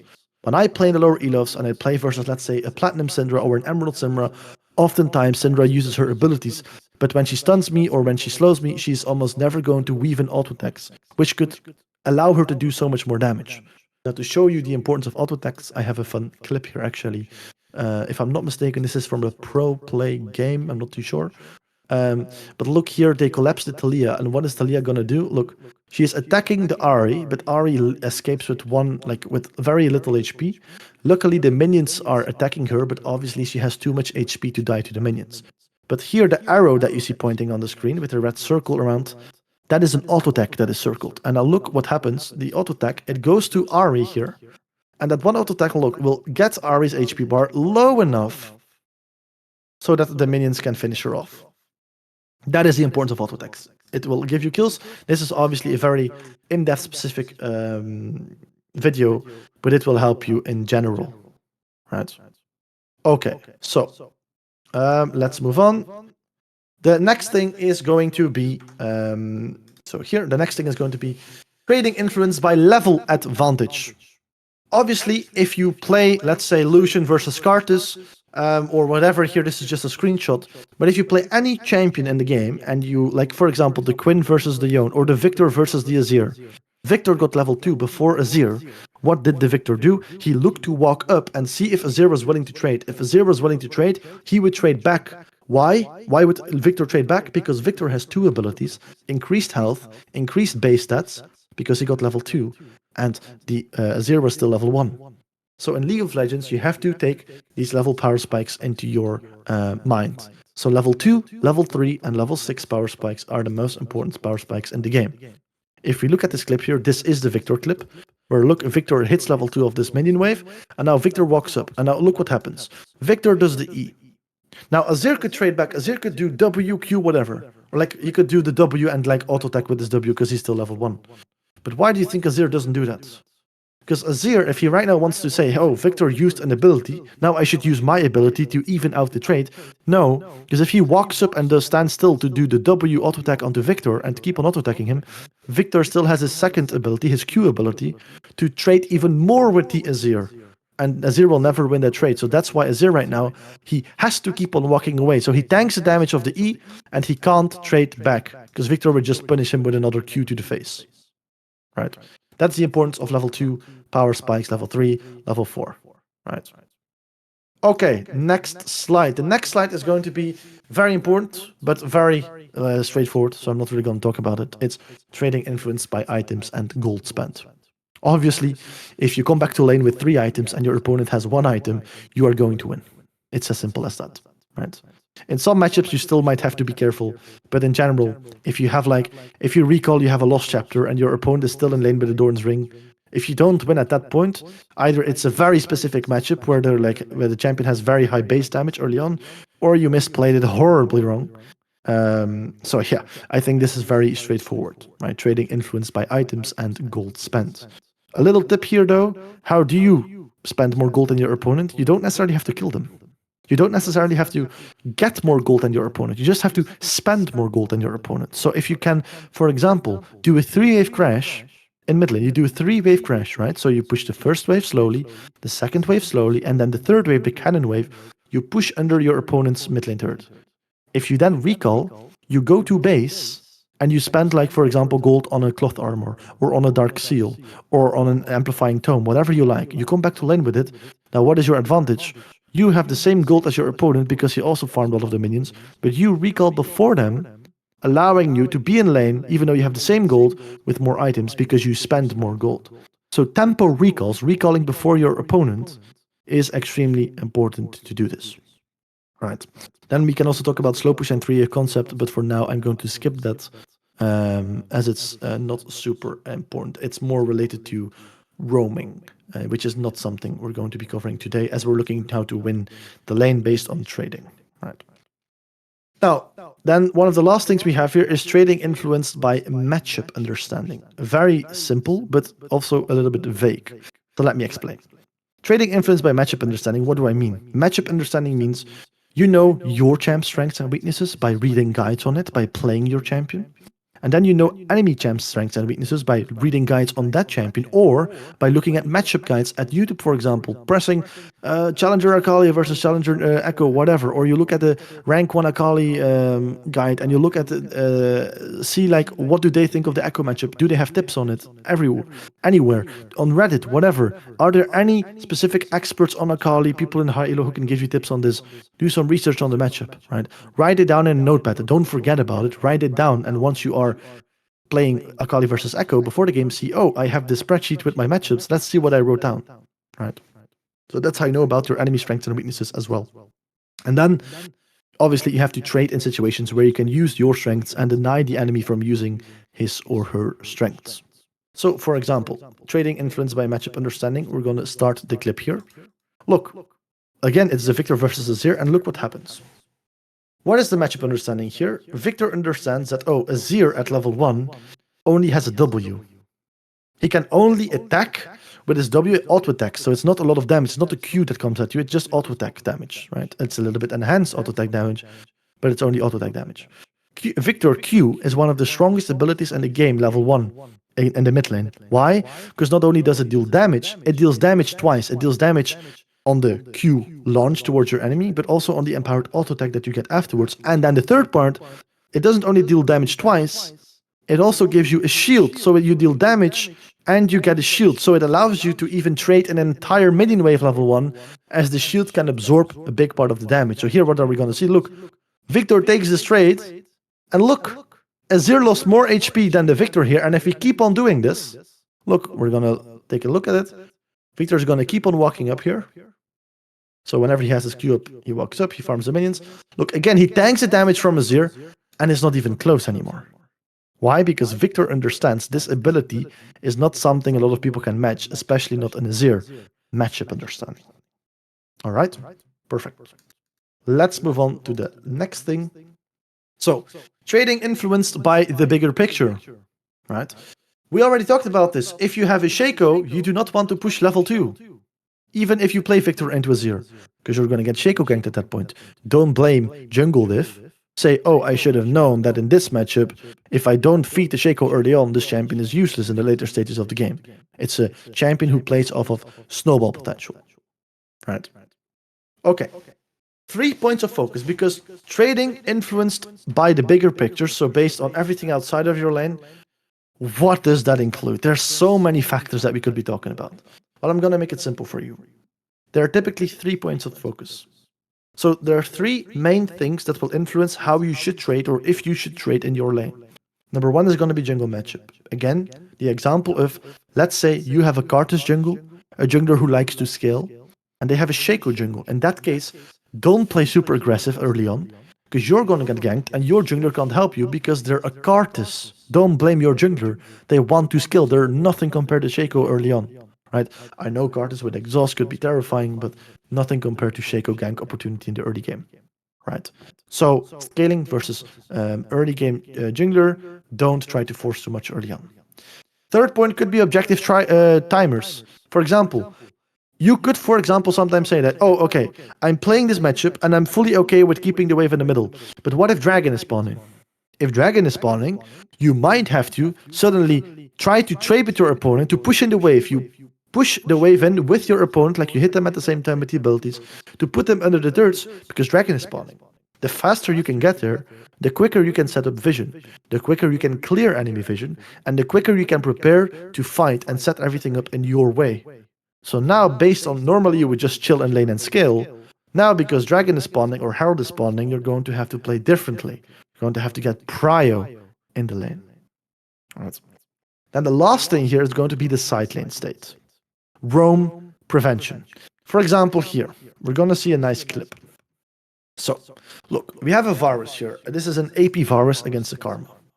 Now look what happens. Karma is full HP. Karma is full HP. Varus here ults, he gets damage off onto Karma, he E's, but Karma was full HP, now she has half HP. And now you might be like, what did I just see? Why would Varus, if he has that much burst damage, why would he not just poke her and then try to finish her off and kill her?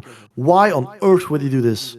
Well, this here, the Varus does this in this case, because Karma is a very big roaming champion. She's been having prio for the entire lane, and now at level 6, if she pushes in the wave, she might actually be doing something. A Karma at level 2 who has prio, what is she going to do at level 2 at the map? Nothing. At level 6, there are a lot of opportunities onto the map. So what does Varus say? I'm okay with scaling. I scale super good. If I have 2 items, I can one-tap everybody into the game here with my AP Varus damage, right? But if Karma out-impacts me before that happens, the game might be over. And that's my loss condition, my lose condition, right? So my lose condition, how I can lose, is also my win condition. By preventing that, by preventing the lose condition, that's how we win.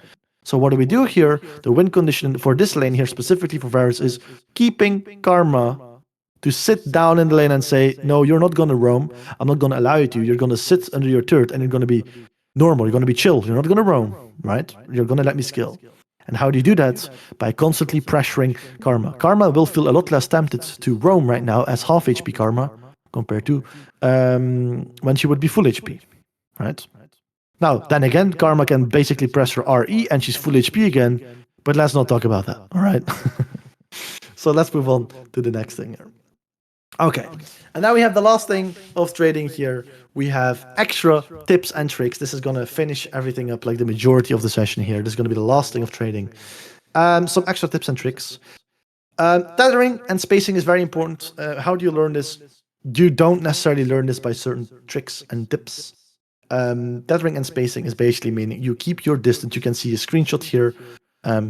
You keep your maximum distance between your opponent, and by playing well with your positioning, you always try to auto-attack them when they are walking back, when they're not looking to attack you. Then when they are looking to attack you, you walk back. So you trade with them and they don't really trade back. You're constantly on that line of maximum range, playing with their positioning. How do you practice that? You practice that by focusing on it in-game, being very well aware of clicks per minute, trying to click a lot with your mouse, clicking close to your character. So making precision movement in your games, focus on that. It's very intense.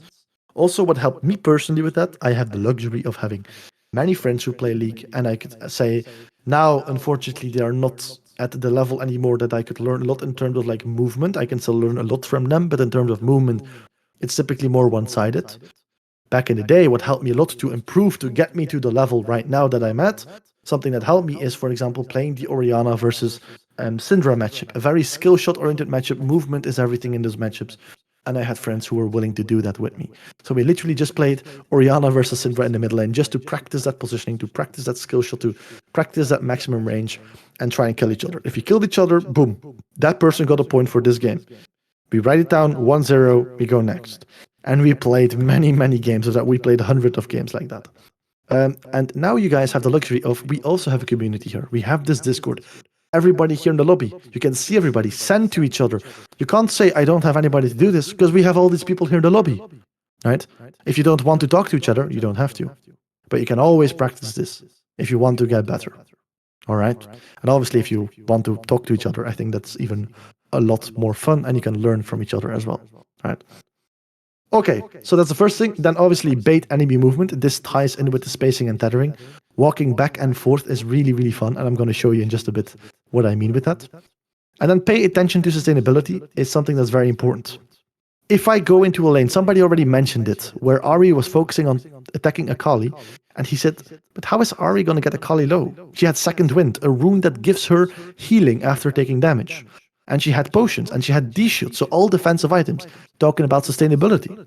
Sustainability is very important. If you go into a game, you need to know the sustainability of your opponent. If they have teleport, that's also a form of sustainability, because they have 2 HP bars. They could just come back. If they have ignite, they don't have that much sustainability. They have more aggro damage, but they have less sustainability.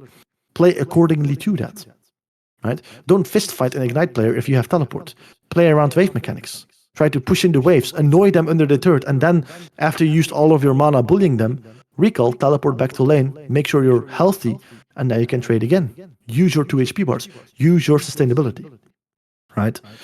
Also something that's really fun. If you look at OPGG, that's a website where you can check live games, where you can check your accounts. If you go on op.gg and you type in your account name, and then you press live game, you can actually see the runes that people have. So before the game starts, you can already see, does my opponent have bone plating? Does he have second rune? what sustainability runes do they have? And that could already make you decide when you go into game, do I go for something like a Doran's Shield? Or do I go for something like a Doran's Blade? Or do I go for something like a Doran's Ring? Do I need the damage of Doran's Ring? Well, if you play with Doran's Ring aggressive into a player who you see that they have in their runes like Second Wind or Bone Plating, they have like sustain in their runes, you might not want to go aggro because you're probably not going to kill them anyway. Right? So that's one thing. Right. Now let's look at the clips here. Not going to take too long. But let's look at the clips. This is the first one, what I mean with baiting enemies' movement. This is from my Vladimir guide on my YouTube channel, so you might see some letters, some text on the screen. Don't mind all of that. It's basically an explanation of what I'm saying right now. So look, and what happens here, Vladimir is about to have his red Q up. It's basically an empowered Q. Doesn't really matter. So he's looking to trade with the Azir. The problem is, look, Azir is spacing properly. He's walking back out of the range of Vladimir. And look, this keeps on happening. Now, what does the Vladimir do? This is me, by the way, playing. This is actually me here that you see. Now, what do I do here in this game? I use the concept of, if I walk back, if I act like I walk back, Azir is going to see that and he's going to think it's safe again to walk up. But I walk back with the intention of saying I'm going to walk back and then immediately turn back to Azir again, because I know he's going to walk up again. And now you might be like, what is this? Walk up, walk back? What do you mean? Well, look. So, Vladimir, hear me. I follow the Azir. I can't get onto him. So what do? I walk sideways here. Now, what are you going to see in a bit? So let's wait because I paused this, but let's see. So what does the Vladimir do in this case? So me, I walk back, and as a result, look what the Azir did. Just a second ago, he was positioned towards walking away from me. And now what happens is, look, I turn back with my character model, and he walks up, but I immediately walk back again. And now you could say, wow, you're in range, and I get my Q off. Great. Right? I still won the trade here. Now, you could argue, but if you can turn back, and Azir, like you go back to your side of the lane with your vision, like with your character model, and then he goes back, and now you turn again to hit him. How does he not have the reaction time to turn back again? That's because Azir was just reacting to the situation. He was not doing something intentionally. I was intentionally walking back to immediately turn back again towards the Azir. That was my intention, so I was able to do it quickly. Azir was just reacting to the fact. So reacting to something is a lot more difficult than actively doing something, right? Now, against good players, this is not going to work, but I do this in Master, I did this in Grandmaster, it works all the time, and it's super, super, super easy. And this works, this applies for all champions in the game. So use this properly. The second clip here, let's see, this is of Akali versus Jace. This is the Temple Ward mid lane, something else that this is not easy to like say, hey, this falls under this category or whatever. This is just another tip, an extra tip in this extra tip section that I wanted to share with you guys. So look, what are we going to do? Here, what do you see? Jace is in lane, but he's low, so he's going to recall. Now, Akali stays in lane. This is me, by the way. I am the Akali here, actually. So what does the Akali do? She shoves in the wave. But the problem is, okay, Akali shoves in the wave. And that's good, because now I'm going to go back to my base and I'm going to recall with more gold than Jace, because I pushed in one more wave than Jace. What is the problem? By the time I get back to lane, Jace already was in lane and already pushed a wave, and now he can roam. So what am I going to do? Don't worry, I'm going to show you in this clip. Look, at the last second of me recalling, I'm going to place a ward in the middle of the lane, because I know Jace will come back quicker to the lane than I did, because he recalled before me. Oh, unfortunately, I again pressed the space button. I'm not used to this, so I'm gonna click here. So look what's happened. At the last second here that I recall, boom, I placed a ward in the middle of the lane. You're seeing the ward here on the screen. So now, while I'm walking back to lane, Jace is back in lane again, and look what he's going to do. He can shove out the wave, he can do whatever he likes, but look, now he shoved out the wave, and I'm still walking to lane, so normally I wouldn't have vision, I would have no idea what he's up to. Now I know. Now I see what he's doing. And for some reason, this guy decided to recall again, so I don't know what he's doing. He doesn't get a lot of value out of this. But look, he recalls again, and now with this info, I can say, okay, I cleared the minions.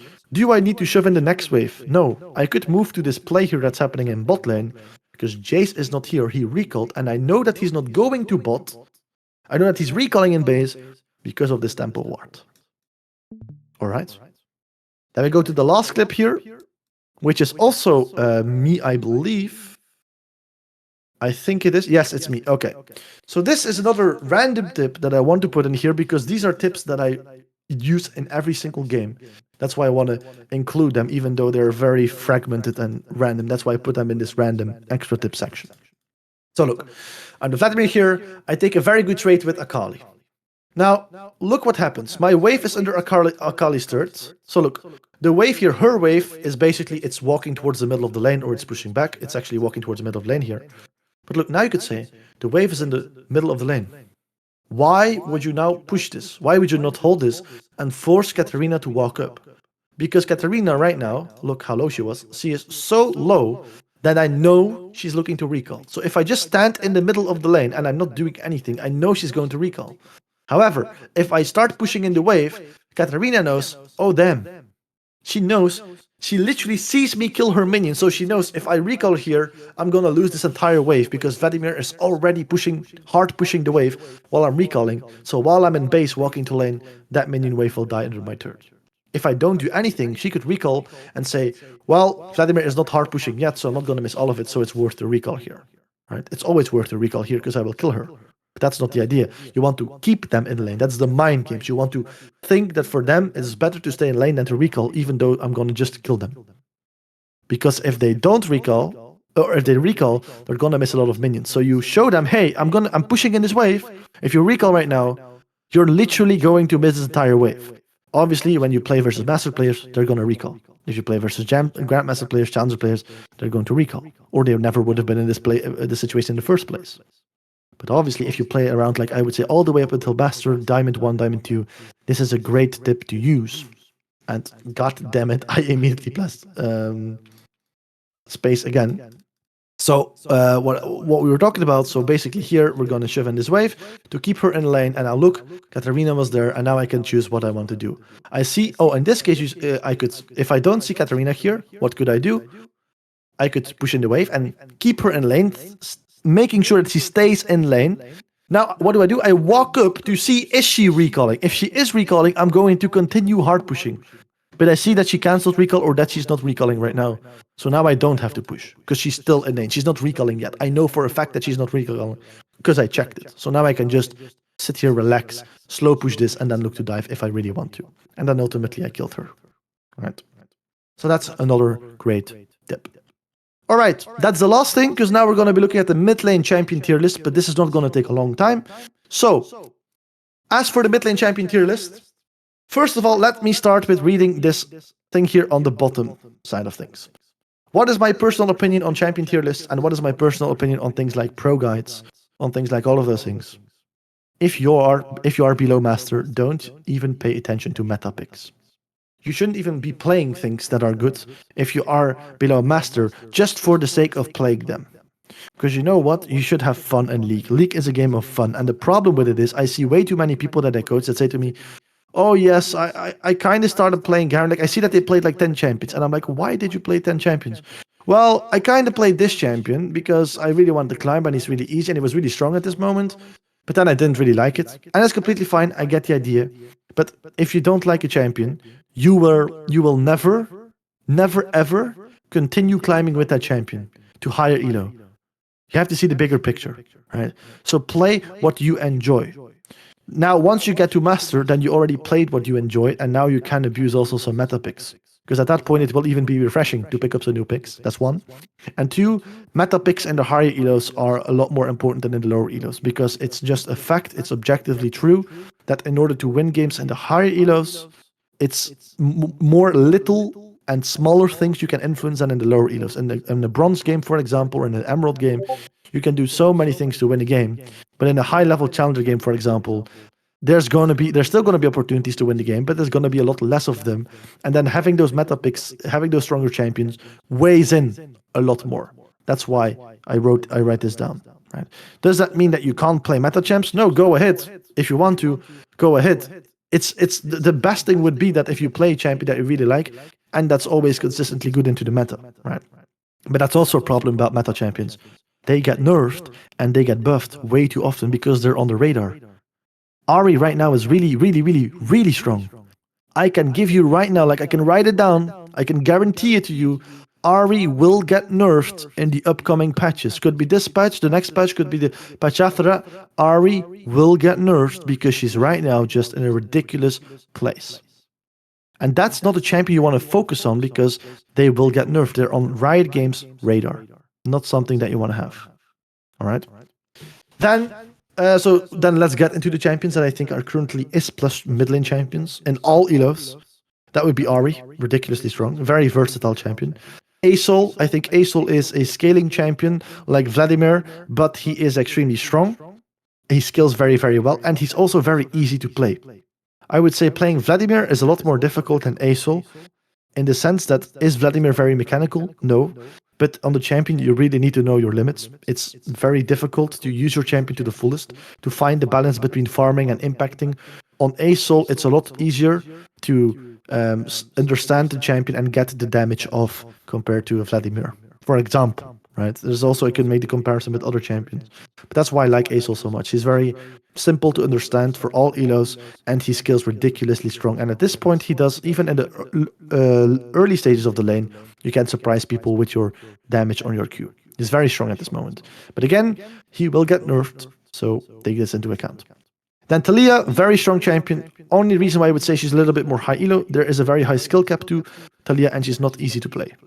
Everything she has are skill shots, so that's not easy to play, right? So that is why I wouldn't necessarily recommend them if you are like below diamond. Starting from diamond, I would say go ahead, play Talia. Obviously, now if you are in bronze or iron, I don't care. Right? If you say I like Talia, play Talia, become the best Talia out there. But if you like don't really like her, I don't see a reason to pick her up if because she's S plus. Because one, she's on the radar, she will get nerfed later on, and two, she's quite difficult to get into. And if you don't like her, then you're never going to follow through with that. Right? Then Cyrus, turbo broken at the moment. He's one of those champions who could abuse Lichbane, who could abuse Storm Surge. He's one of those champions who could be, at this point, a one-shot assassin. I would say he's more of a lower elo pick. In the higher elos, you're going to be playing him less as a one-shot bot. You're going to be playing him more as a team fight battle mage. That's a little bit more difficult. He's currently not super good at that.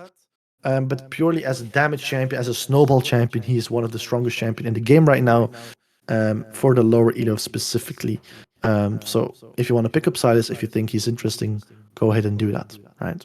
And now we have the champions specifically as well for the lower elos. Diana, Kassadin, Action, Katarina. These are champions that I don't think are that hard to play. I'm not saying they're easy to play. I'm saying they're quite easy to get into. Their kits are quite easy to get into and to understand. Doesn't mean that they don't have a high skill cap. It means they're quite easy to pick up from the go. And right now, first time Diana and ranked, and you will have a blast, right? I'm not saying you should do that, but you're going to have a lot more success of first timing Diana and ranked than a Talia, for example, right? Now, so Kassadin, Diana, Akshan, Katarina are very, very strong. But it's as simple as this. If I have to recommend a champion for the higher elos, for like Diamond and Plus, I would say Ari. Pick up Ari. She's a very blind pickable champion, very versatile. If you want to pick a champion for the lower elos, go with Diana. She's extremely busted. It's as simple as that. You can be 0-7. I had it in the game actually, being 0-7, and you will literally one-tap the enemy ADC who is 5-0. Through a shield bow, through everything. Champion is ridiculous. Just build Lichbane on her, and you'll have a blast. Like, for example, build Lichbane Shadow Flame, you're going to have a blast. Very, very strong. And then we have the Q&A here at the end. Like I said, we would do some Q&As throughout the session. The session took a bit longer than expected, so I stopped doing that between, like, around halfway. For the people who do not want to be here anymore, let me quickly say, Jared here, the Discord manager, basically, he definitely wants to say something. He's a great person, and he wants to say something here about a bootcamp that is coming up. So make sure to listen to him first. Afterwards, I'm going to be asking questions that you have that I couldn't answer throughout the game, or any questions that you guys have right now after the session, because I want to give you the best support possible here. But for now, let's first give the word to Jared. Let's hear at what he has to say. I'm also very curious. I don't know what he's about to say. Very curious at it. I'm going to listen together with you, and then afterwards, I'm going to be answering your questions. All right. So the word to Jared. Can you guys hear me? Yes, I can hear you. Perfect. So first of all, I want to thank everyone being here. and a bit of a change of plan for what I was saying, Mr. Kian. But I made a Google Forms link, and I would appreciate it if you guys could give us some feedback in the Google Forms. I will post it in announcements, and that's kind of it from me. And we can move to the Q&A. All right, perfect. That's very simple, loud and clear. So again, guys, feel free to give us feedback as well. So go to the Google Forms. I think that's one of the most important parts for me specifically here this evening, getting feedback from you guys, because I do coach. I have a lot of experience in coaching, but I hope to say that in 5 years from now, I would say that I suck at this moment in time, right? Because now I believe that from 5 years ago, but I hope that in 5 years in the future, I will still say that about now. The only reason, like why I would be able to do that in 5 years, if you guys give me clear feedback. Could be positive things, could be negative things. Give me feedback so I have something to work with. All right, so I can become the best possible coach I could ever be. I would love to do that. Now, so put your feedback into those forms, and for now, I'm going to be answering questions. So you guys can go crazy in the chats. I'm gonna try and pick out every question. I'm gonna try and talk about every question. Go crazy. Ask me anything you want. I want to see the chat explode, and I'm gonna answer them right now. So I'm gonna start right off the bat. All right. So the first thing that I saw that I didn't answer was like about 15 minutes ago. Is it worth to trade your ignite for a teleport?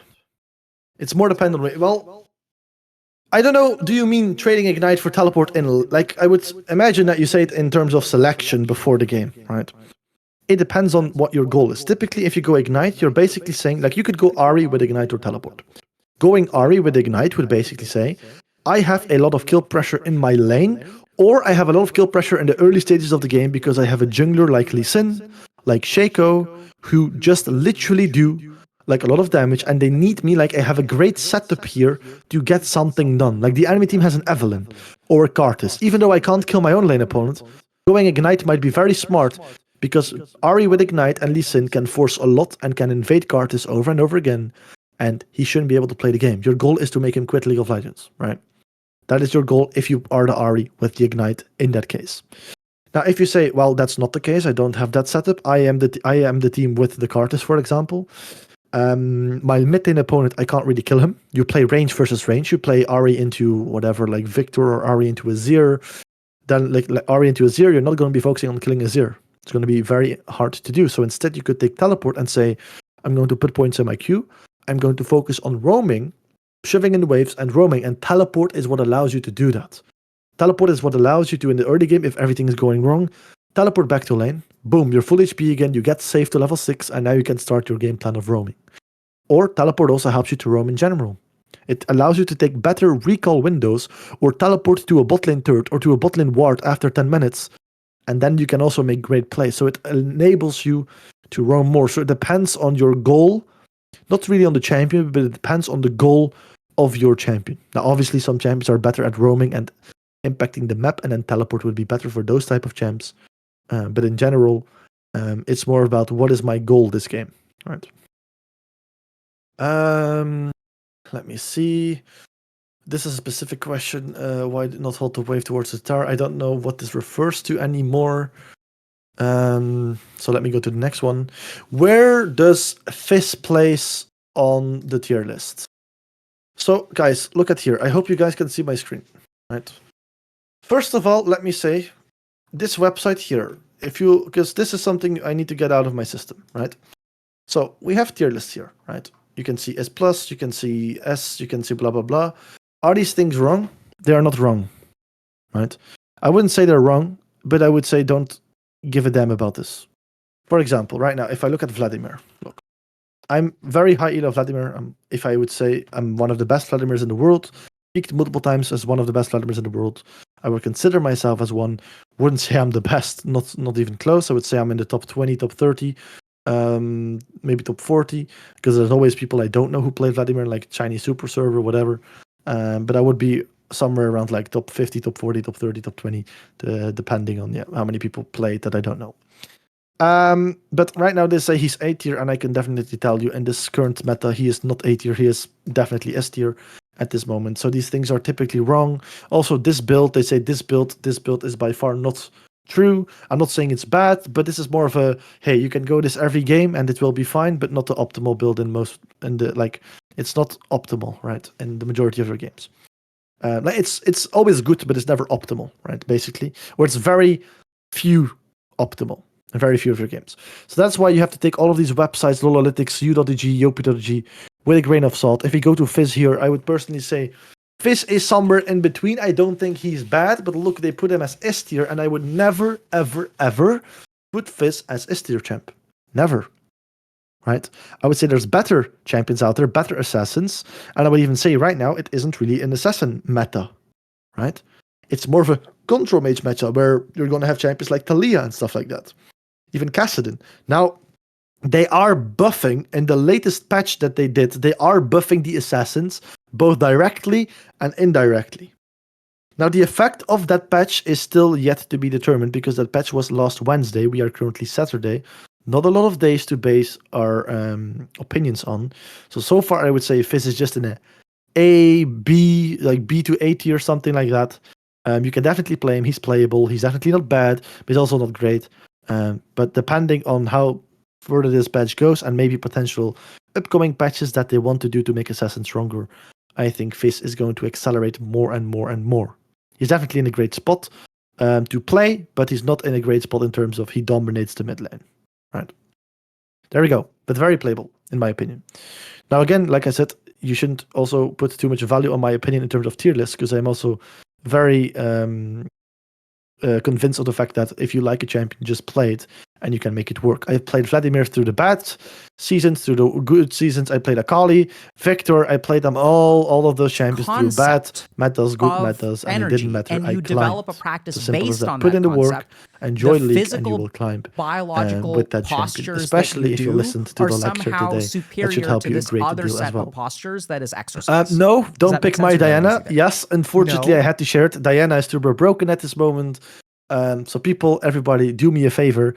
Unfortunate, Skuribo, they're gonna pick your Diana, and everybody do me a favor. Ban the champion. Don't pick it. Ban it in my games, and that would be great help for me. All right, perfect. All right. So Kata's not at all easy. No. I never said Katarina is not easy, and if that came across like that, then my apologies. Katarina is far from easy, but I would say I said she is a great lower elo champ, right? She's in the lower elo bracket, and the reason why I put her into low elo, because she's easier to pick up than a Talia. As a Talia, it's a lot harder to impact the fight than a Katarina. I'm not saying Katarina is easy to play, but she's easy to get into. If you play 10 Katarina games, you're gonna get the combo down, right? You're gonna get the main combo down of E, W, Q, and R, right? You're gonna get the main combo down. It doesn't take that much time. On Talia, it's not about getting the main combo down. It's about you know what to do. You just have to hit it, and that takes skill. That takes practice, right? The skill cap is like, I'm not saying it's higher than Katarina even. It's just the fact that it's difficult. Right? It's difficult to get into the champ. She's very strong if you're already good at those other fundamentals that make up the champion. On Katarina, you don't need that many fundamentals. You don't need proper warding. You don't necessarily need great positioning. If you have great specific Katarina mechanics, which you can learn in quite a short time, not saying you're going to become the next Cat Evolved, but you might immediately pick up some good Katarina mechanics to snowball in the lower elos. And also Katarina is great in the lower elos because she wants to roam, and a lot of people don't pay attention to that, especially when compared to the higher elos. She's a snowball champion, and snowball champions are a lot better in the lower type of elos than in the higher type of elos. Or not a lot better, but they're easier. It's harder to play snowball champion in like high elo than in lower elos. That's why I put her in the lower elo bracket. But I do agree, she's not an easy champ to play. She is quite easy and straightforward to get into. Right? The first game is going to be like, what? But after 10 games, you're going to be like, okay, I get it. Quite easy to get into, but hard to master. All right. Tips on Nico. Not necessarily, is quite vague. What tips do you necessarily want? I think Nico is great. I think she is a great lane bully. She's not in a great spot in the meta right now, right? But I would say don't necessarily play her like a lot of people play her in the sense that, being invisible and be doing those surprise attacks, and you should play Nico more as a normal control mage than actually use her passive if you want success with Nico. Not saying you can't use her passive at all. Definitely not saying that. But I mean, a lot of people, especially in their ELOs, they over-focus on that part of her kit, whereas the focus should be on learning how to wave clear properly, knowing how to trade properly with her basic trading patterns, knowing how to roam, for example, knowing how to recall properly, how to trade, like we said, those kind of things. That's more important than playing with your passive. That's something that comes later. So mainly focus on the fundamentals. Nico is one of those champions where it's very easy to lose yourself in the fun and the games with this champion, whereas make sure you don't neglect the fundamentals. That would be my tip for Nico specifically. Will there be more seminars? Loud and clear. Well, I hope so. I'm not too sure. Jared is gonna inform me later about that. That depends on your guys' feedback. Did you enjoy this? Right? Did you enjoy this? Then we can do more seminars. If not, maybe we shouldn't, right? If you guys didn't enjoy, then we shouldn't, right? But give me feedback. Give us feedback. Share your thoughts and let us know. And then who know what might come your way. All right. So I'm now Diamond Anivia, and I understood the concept of range melee, but I have a problem versus melee champions like Diana, Echo, and Talon. So champions who can get onto you. Who level 1, shove the wave. How do I keep the push after their ability? They run back behind their casters. Well, a very specific situation, but I'll try and do my best to answer this and not make it too abstract. But basically, if they shove in the wave level 1, that should be completely fine for you. As long as you don't take the damage, you will always, if you have your HP bar, you will always have the opportunity to trade back with them. Look at it from this perspective. Okay, they shove in the wave level 1. Right? Now what happens? If they did it too fast, the wave will just be in the middle again, so you're chilling. If they did it like where the first wave they push it in and it holds up your next wave, which is difficult to do actually, then it will push back towards their side of the lane. Is that a problem? Not really, because you're still full HP hopefully, because on level 1, they use their abilities on the wave. So what you should do while they are hard pushing the wave level 1, if they use their abilities on the wave, trade back onto them. Make them low. If a talent W's the wave, we're not just gonna chill. Throw your Q at him, right? Or if you want to do auto attack, auto attack to proc electrocute. Whatever you want to do. I'm not even going to talk about abilities or what you should do. Play how you want. But if they use their ability to shove in the wave, trade back onto them, get them low, right? Because they can't trade back. They don't have abilities, right? Now, if you don't want to do that, or if you can't do that, whatever it is, if they push in the wave and it pushes back towards them, it's fine. Because if you play it safe at level 1, you would be full health, and then you can definitely use that to push in the wave under the third, and you should be fine. And especially, obviously, if you struggle in those matchups, go teleport and don't go ignite, right? And experiment with that. All right. Will you make another free lecture in 5 years then? So this refers to the 5 years of that I said I wanted to improve as a coach as well, right? Definitely, and hopefully I will do more free lectures here this year, and perhaps the next coming months, or this month, or the next coming weeks, or the next coming days. Who knows what might come your way? But I would love to do this. All right.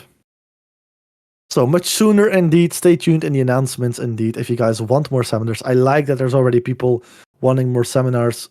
Definitely check the announcement tab, and there you will see a lot of things. All right. How does Yasuo fight against Vlad specifically? Oh, Yasuo fights pretty well against Vladimir specifically. What a lot of Vladimir players do. Now, I don't make this mistake because I'm quite experienced in the matchup. But what the majority of Vladimir players will do is they will push early into you because they think, hey, range versus melee, I have the advantage. What you do as Yasuo is you chill.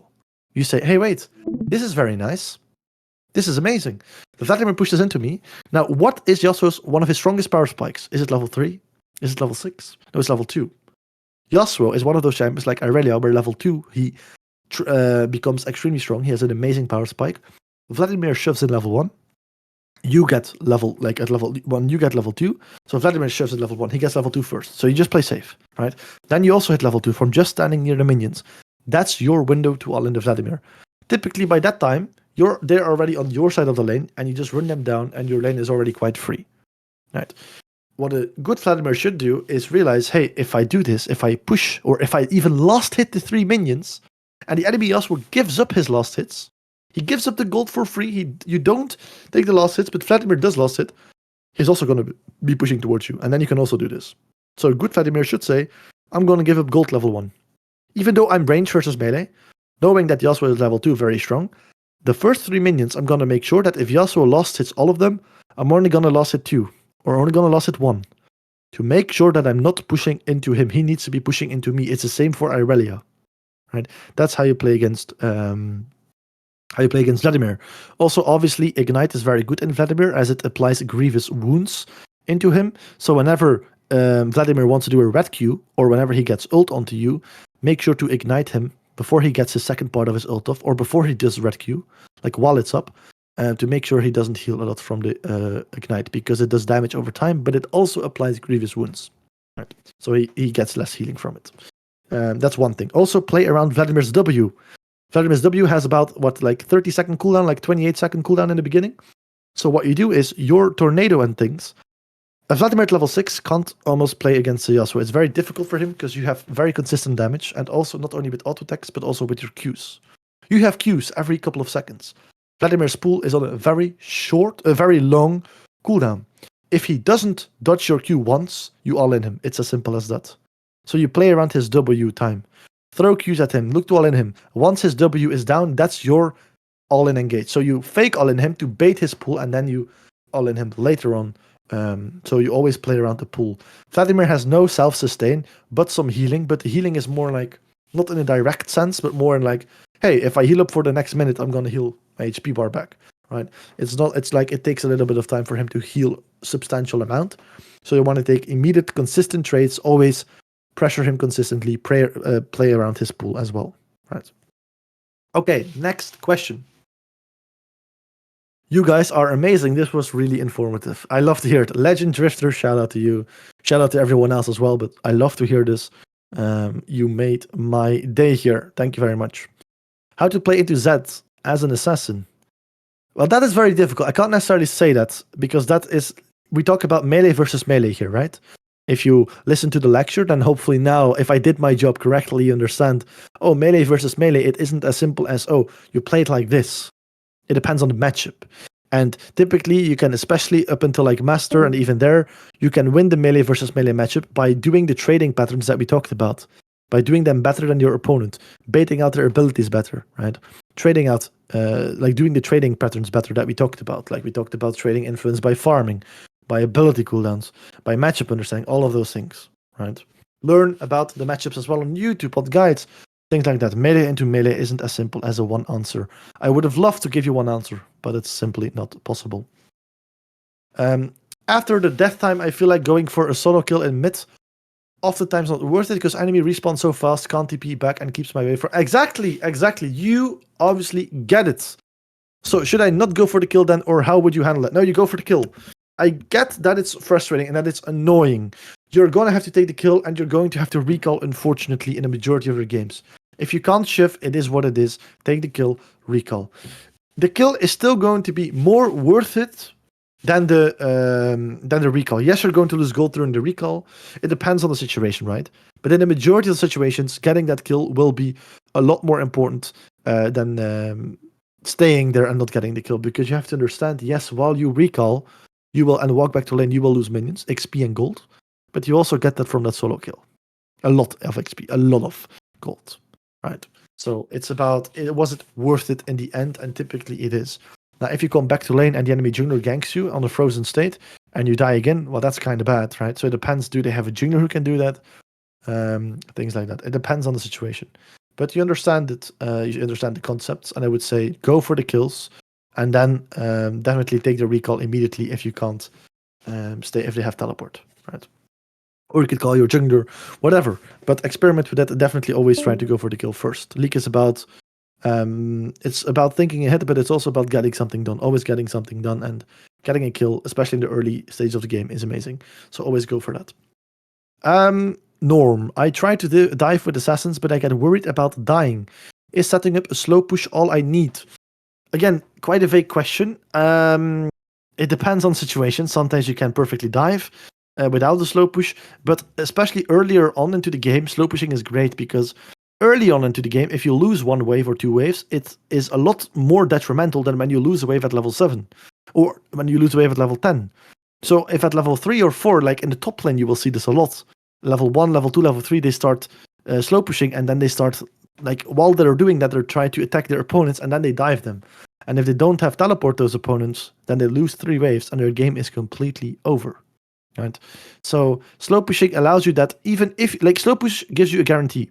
If you die under the enemy turret, but you also killed your opponent, so it's a 1-for-1, it's still going to be worth it because they will lose a lot of minions. So it's like a guarantee that even if you kind of screw up and you also die, as long as they die, they would still lose a lot more than you do.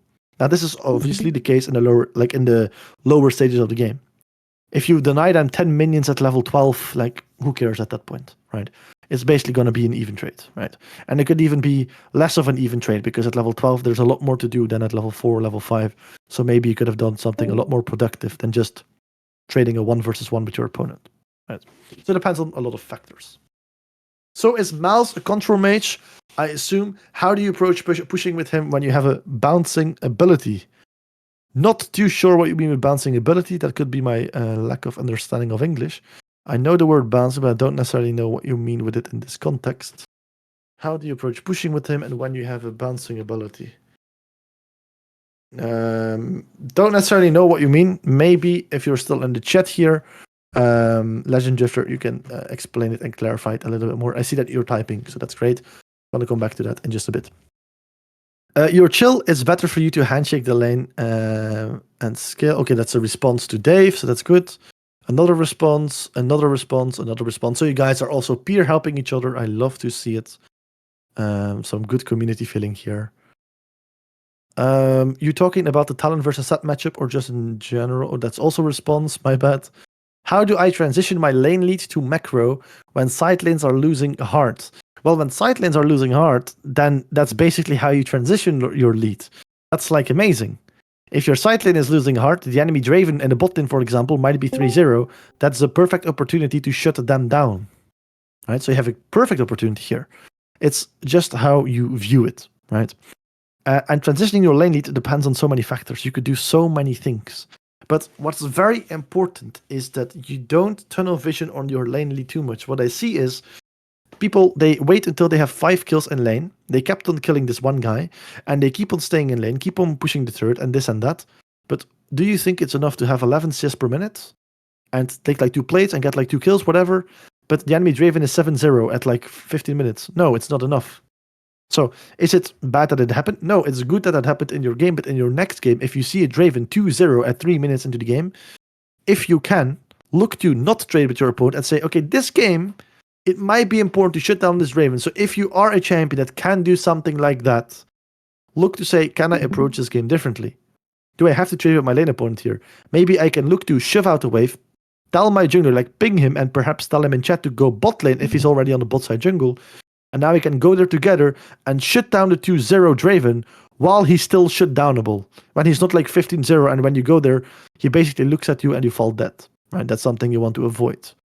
So transitioning your lane lead, you can do it through many, many ways. Invading jungle, taking plates, many, many ways. But it depends on the state of the game. Right? Where is Yasuo in the tier list in your opinion? Yasuo is always in a good spot for me. For me, Yasuo is always in a decent spot. I would say A tier.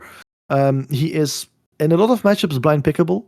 He has strong early game if you play him correctly. He has strong power spikes, especially in the lower elos. You can surprise people with level 2 power spikes.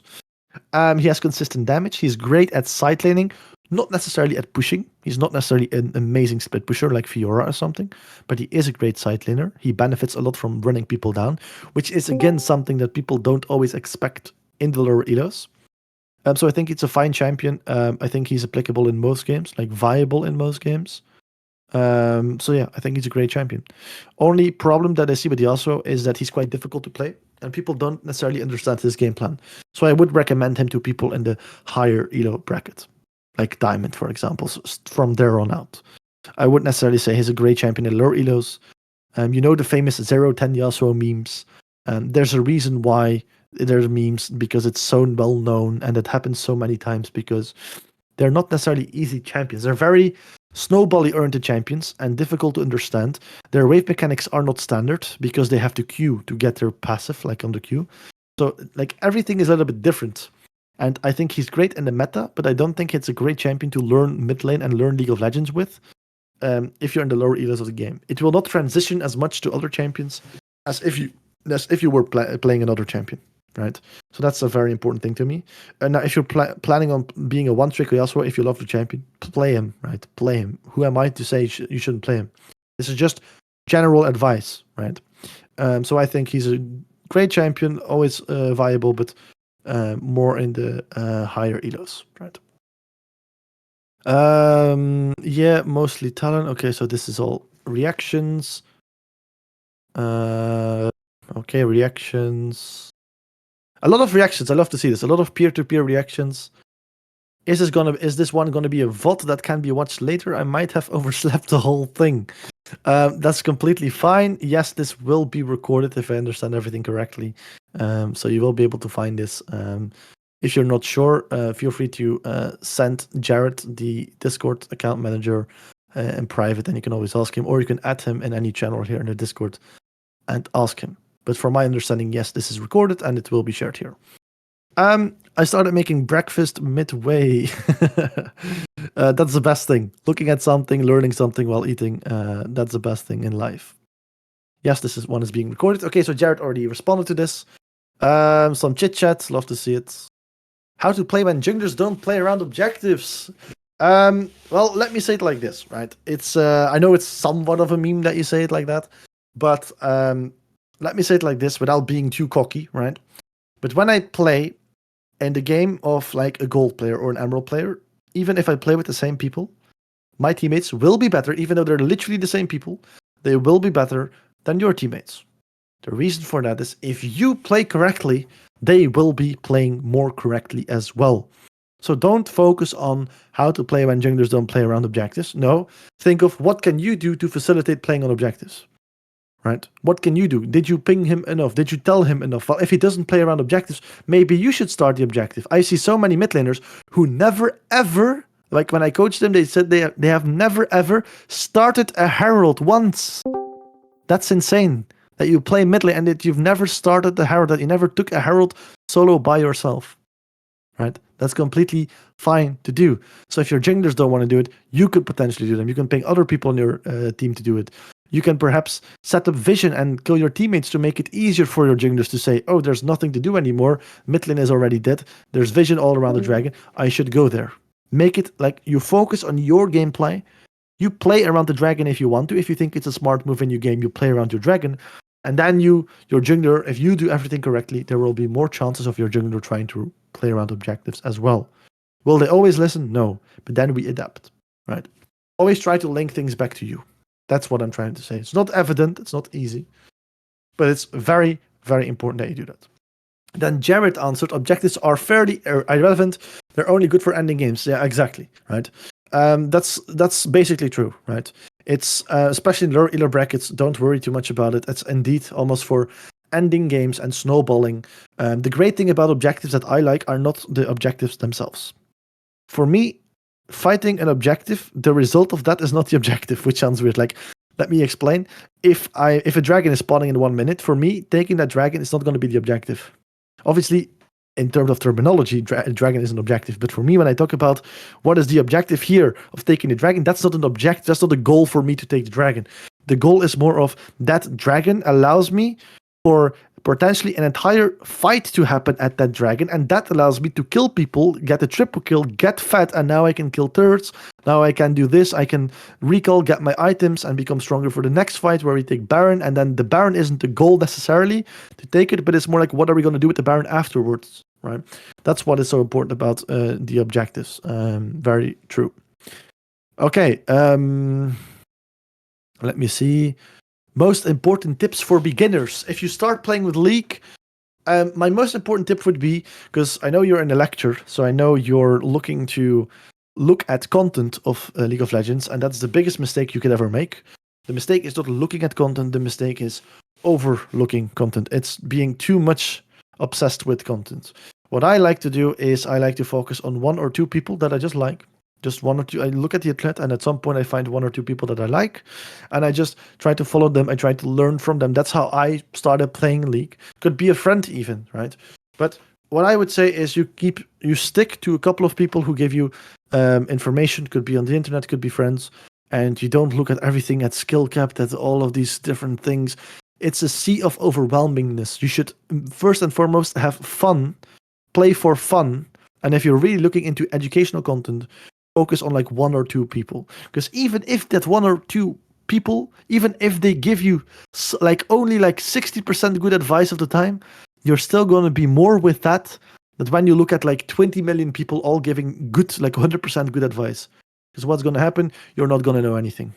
You're going to forget everything. It's going to be way too overwhelming. In the game, you're going to be more tempted to autopilot because it's way too overwhelming to think about everything you just learned. What should you imply? Like, what should you use first? So it's more important to listen to 1 person or 2 people, right? Shouldn't be me, right? Shouldn't be me, could be me, but it doesn't have to be me. I mean, right? Would love it to be me, to impact you. I've impacted many people with coaching, but it doesn't have to be me. I honestly don't care who it is that helps you, as long as they help you and as long as you get value out of them, right? Find that person for you, right? That's my biggest advice for League players.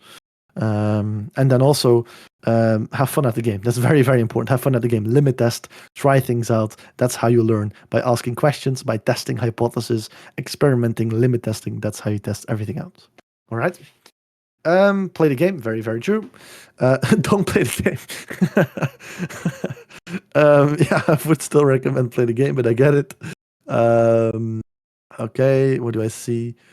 Thank you, Coach Kind. You make it very clear and sound. Well, I love to hear that.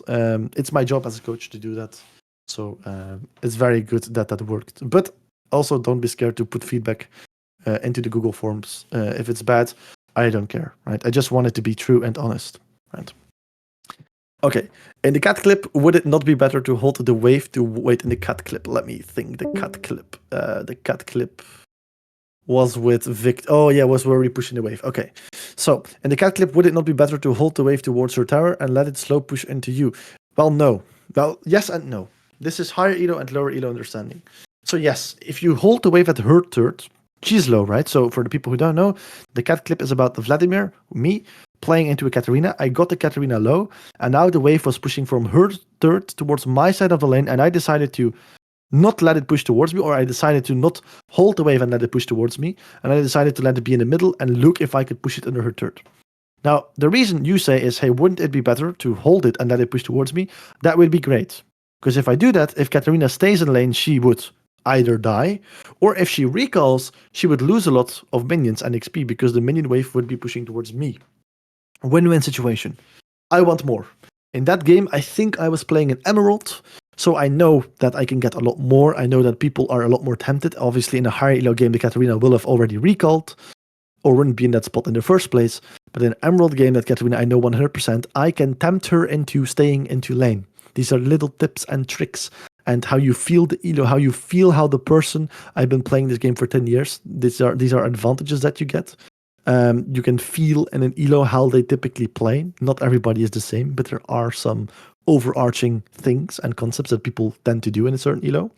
And that's one of those things where, and especially like around Emerald and below, you can easily tempt people to stay in lane by showing them the immediate disadvantage if they would recall.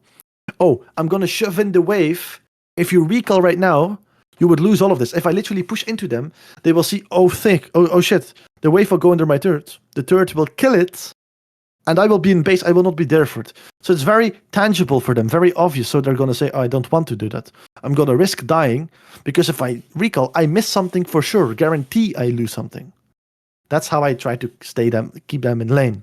Whereas if the wave is pushing away from them, yes, they will lose something, but not as much as when I kill them and they lose the wave. So I try to keep them in lane. Only problem is, Emerald player or a player below that will not be tempted to stay if I'm going to let the wave push towards me, because they might not always see it. They might not always understand it. Not saying for all players, but the concepts that you do, if they don't understand it, they're not going to care about it. For example, a very high concept, or like a concept that's used in higher elos, is fake roaming. You push in the wave and you act like you're roaming by going out of vision. But you don't actually perform the roam. You just go into the nearest bush. You know it's not warded, so you go there and you act like you're roaming. You put pressure onto the side lanes, but you're not actually doing it. right? The problem is, if you do this in a bronze game, for example, it's not going to work. The enemy top laner is not going to play differently if you act like you're going to fake roam, because he's not even going to pay attention to mid. So it's about knowing, based on the elo, what you could do against those specific people to get the best result possible. Right. So that's why I didn't let it push back towards me. But it's a great idea. What you said there works very well from Diamond and onwards, right? All right. Escape versus Leo and Nina. Please don't try to play ranked right off the bat. Yeah, I think it's fine to play ranked right off the bat. Right. I don't think it's necessarily a bad thing. I vowed to never touch ranked until I got Mastery 7 Kiana. It's fine, right? Whatever you do is fine with me, but I wouldn't say it's necessarily bad to play ranked right off the bat, because if you got to level 30, you're not playing ranked right off the bat. You got to level 30, right? So you already played quite a bit of League, and you're going to be matched with people quite soon who are your elo, your level of skill. Okay, thank you everyone. This was informative. I will attend more lectures if you give us them. Great to hear it, Kaido. Love to hear it. We are almost through all of the questions. Okay. Malzahar void damage with his E that bounces if the minion is killed is what I was referring to earlier. Oh, okay. And I think the question was how to push with something that bounces. Well, it's a very vague question. I don't necessarily understand exactly what you mean. Could you go even more in depth with it? Maybe give me an example or something so I could give you the best possible answer as possible, because I see you're in chat. That's why I ask. Opinions on Corki, OTP him. I think Corki is not in a great spot right now. I think he's fine. Corki is fun. I like Corki. I think he's amazingly fun. And you could actually play him crit as well, something that not a lot of people do. But as a Corki main, you should definitely know how to do that. There's many ways you can play Corki differently. I think he's great. The only problem with Corki is he needs to scale a lot, and in the current meta, he doesn't deal the damage to compensate for his scaling. Meaning that, is he bad? No. But there are champions, in my opinion, like an Aurelion Sol, who, if they scale the same amount as a Corki, they will literally do a lot more damage. Right? That's just the current meta, in my opinion. Is Corki bad for that reason? No. If you're a Corki main, you can do a lot more damage than the average Aurelion Sol that's not maining him in your elo, for example. But if you take, for example, right now a Corki main, and you take an Aurelion Sol main, I would say the Aurelion Sol main is going to outperform in the game the Corki almost always. Not talking about the matchup, just talking about the champion strength here when comparing them, right? But then again, Aurelion Sol is right now strong. They're going to get nerfed. Corki is something you can always play if you're into him. He's kind of under the radar. I think he's about to get buffed. So I think it's fine. You can definitely play Corki. He's very, very fun. So yeah, I think he's a great champion. And definitely play him. I think he works in a lot of comps. It's just that he's not the most optimal pick for the current thing that you want to do with Corki. That's the thing, right? But that doesn't mean that you can't play him. It just means that you're going to have a hard time outperforming a very good Aurelion Sol that also mains Aurelion Sol and is on the same skill that you have, right? That's all what I'm trying to say here. Okay, so then, a lot of extra questions here, so let me see. You were talking about deep wards and jungle against laners such as Zac. Not against laners, against junglers such as Zac, right? What if they play with Sweeper? I assume you'd have to keep track of jungle again at that point, or play on your junglers. Well, if they have Sweeper, that's still fine. Because if they have Sweeper, they go there and they clear the ward. So you see that they're on that side of the map right now, right? So you know that they're there, so you can still react to it. You can react to it, for example, by walking to the other side of the lane, right? And hovering that side for a bit. Or you can react to it by staying on the side of the lane where Zac is and looking to bait him as your jungler is waiting behind a wall to help you out, for example, and baiting the Zac. Multiple things you can do, but whether he sweeps or not doesn't matter. The fact that you spot him, that's the most important part. And he also shows him if he sweeps, if he clears the ward, right? Now they could always sweep and like walk through it. That is going to be a little bit more difficult, but any jungler could do that, right? And then it becomes difficult, so there's not a trick against that. League of Legends isn't full fail proof, right? At that point, in order to prevent that, you're going to have to do in-depth jungle tracking, right? And that's not something I could do today. We did do jungle tracking and vision control, but not to the point where it's like on a very high master elo, grandmaster, challenger elo level. We didn't have the time for that.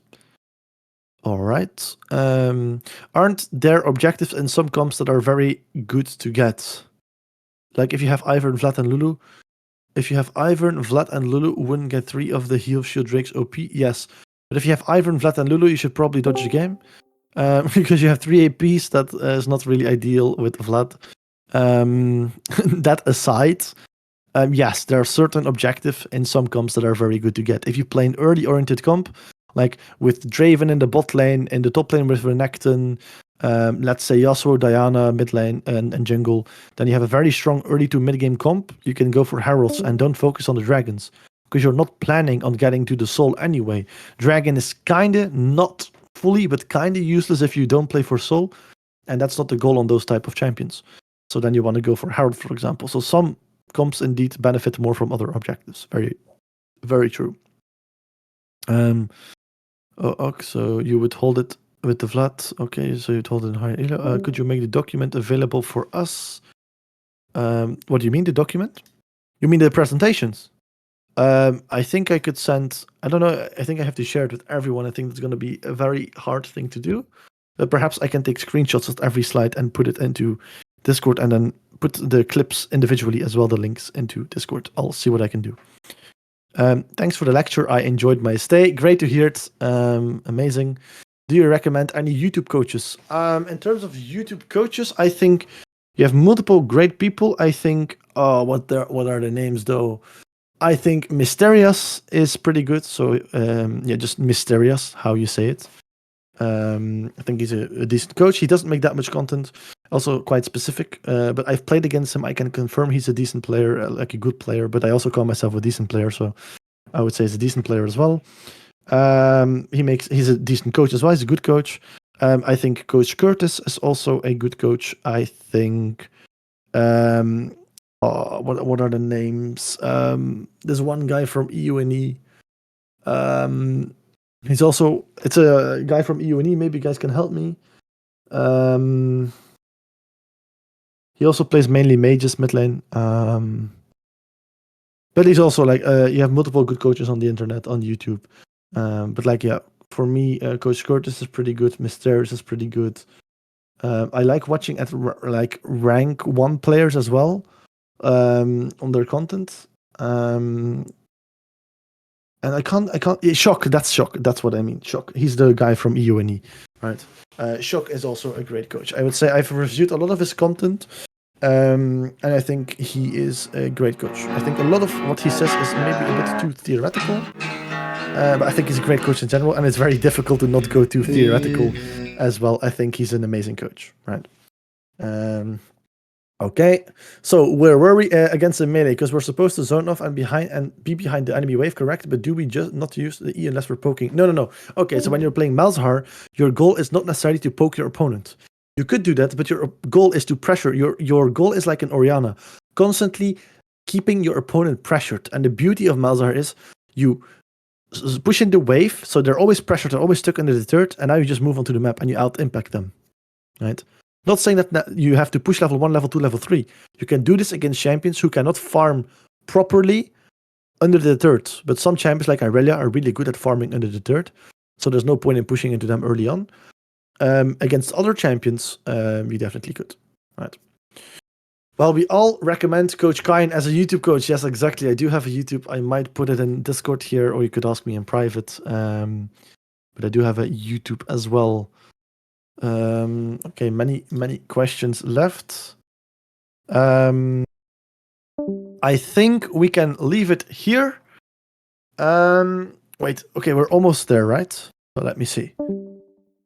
He is a top laner, but I personally like watching Alois. Alois is also pretty good. He also speaks Dutch. He's from the Netherlands, so very close to Belgium. I like him as a coach. I think he's very good and he's very practical, not necessarily theoretical. Very practical and understand things, and he's a good coach to explain it. If you play top lane, 100% take Alo's coaching. 100%. Yes. Opinions on Katarina, already kind of said it. I think she's fine. I think she's especially good for the lower elos. She doesn't have many great laning matchups, but that's not really her goal. Her goal is to snowball, play for level 6, and look to do something on the map. Imagine many Teemos. Okay. It's a comment, then another comment, Thoughts on Akali? I know you play her very well. Yes, I do. She's one of the champions that I used to climb to Grandmaster 798 LP at Season 13 Split 1.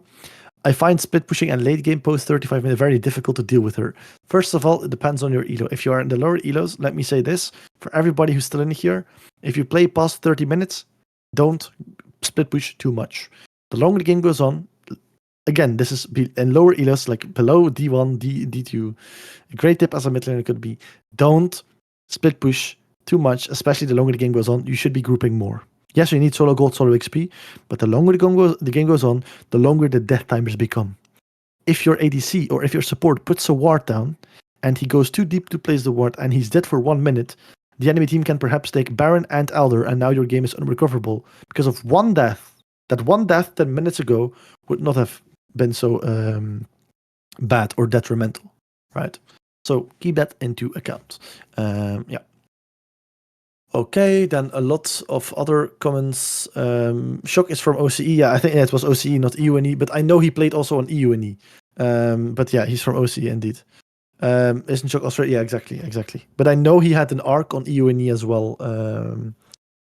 But yeah, he is indeed from OS. He's like New Zealand. Yeah, exactly. Yeah, but her laning is BS. Okay, this is a comment, and a comment.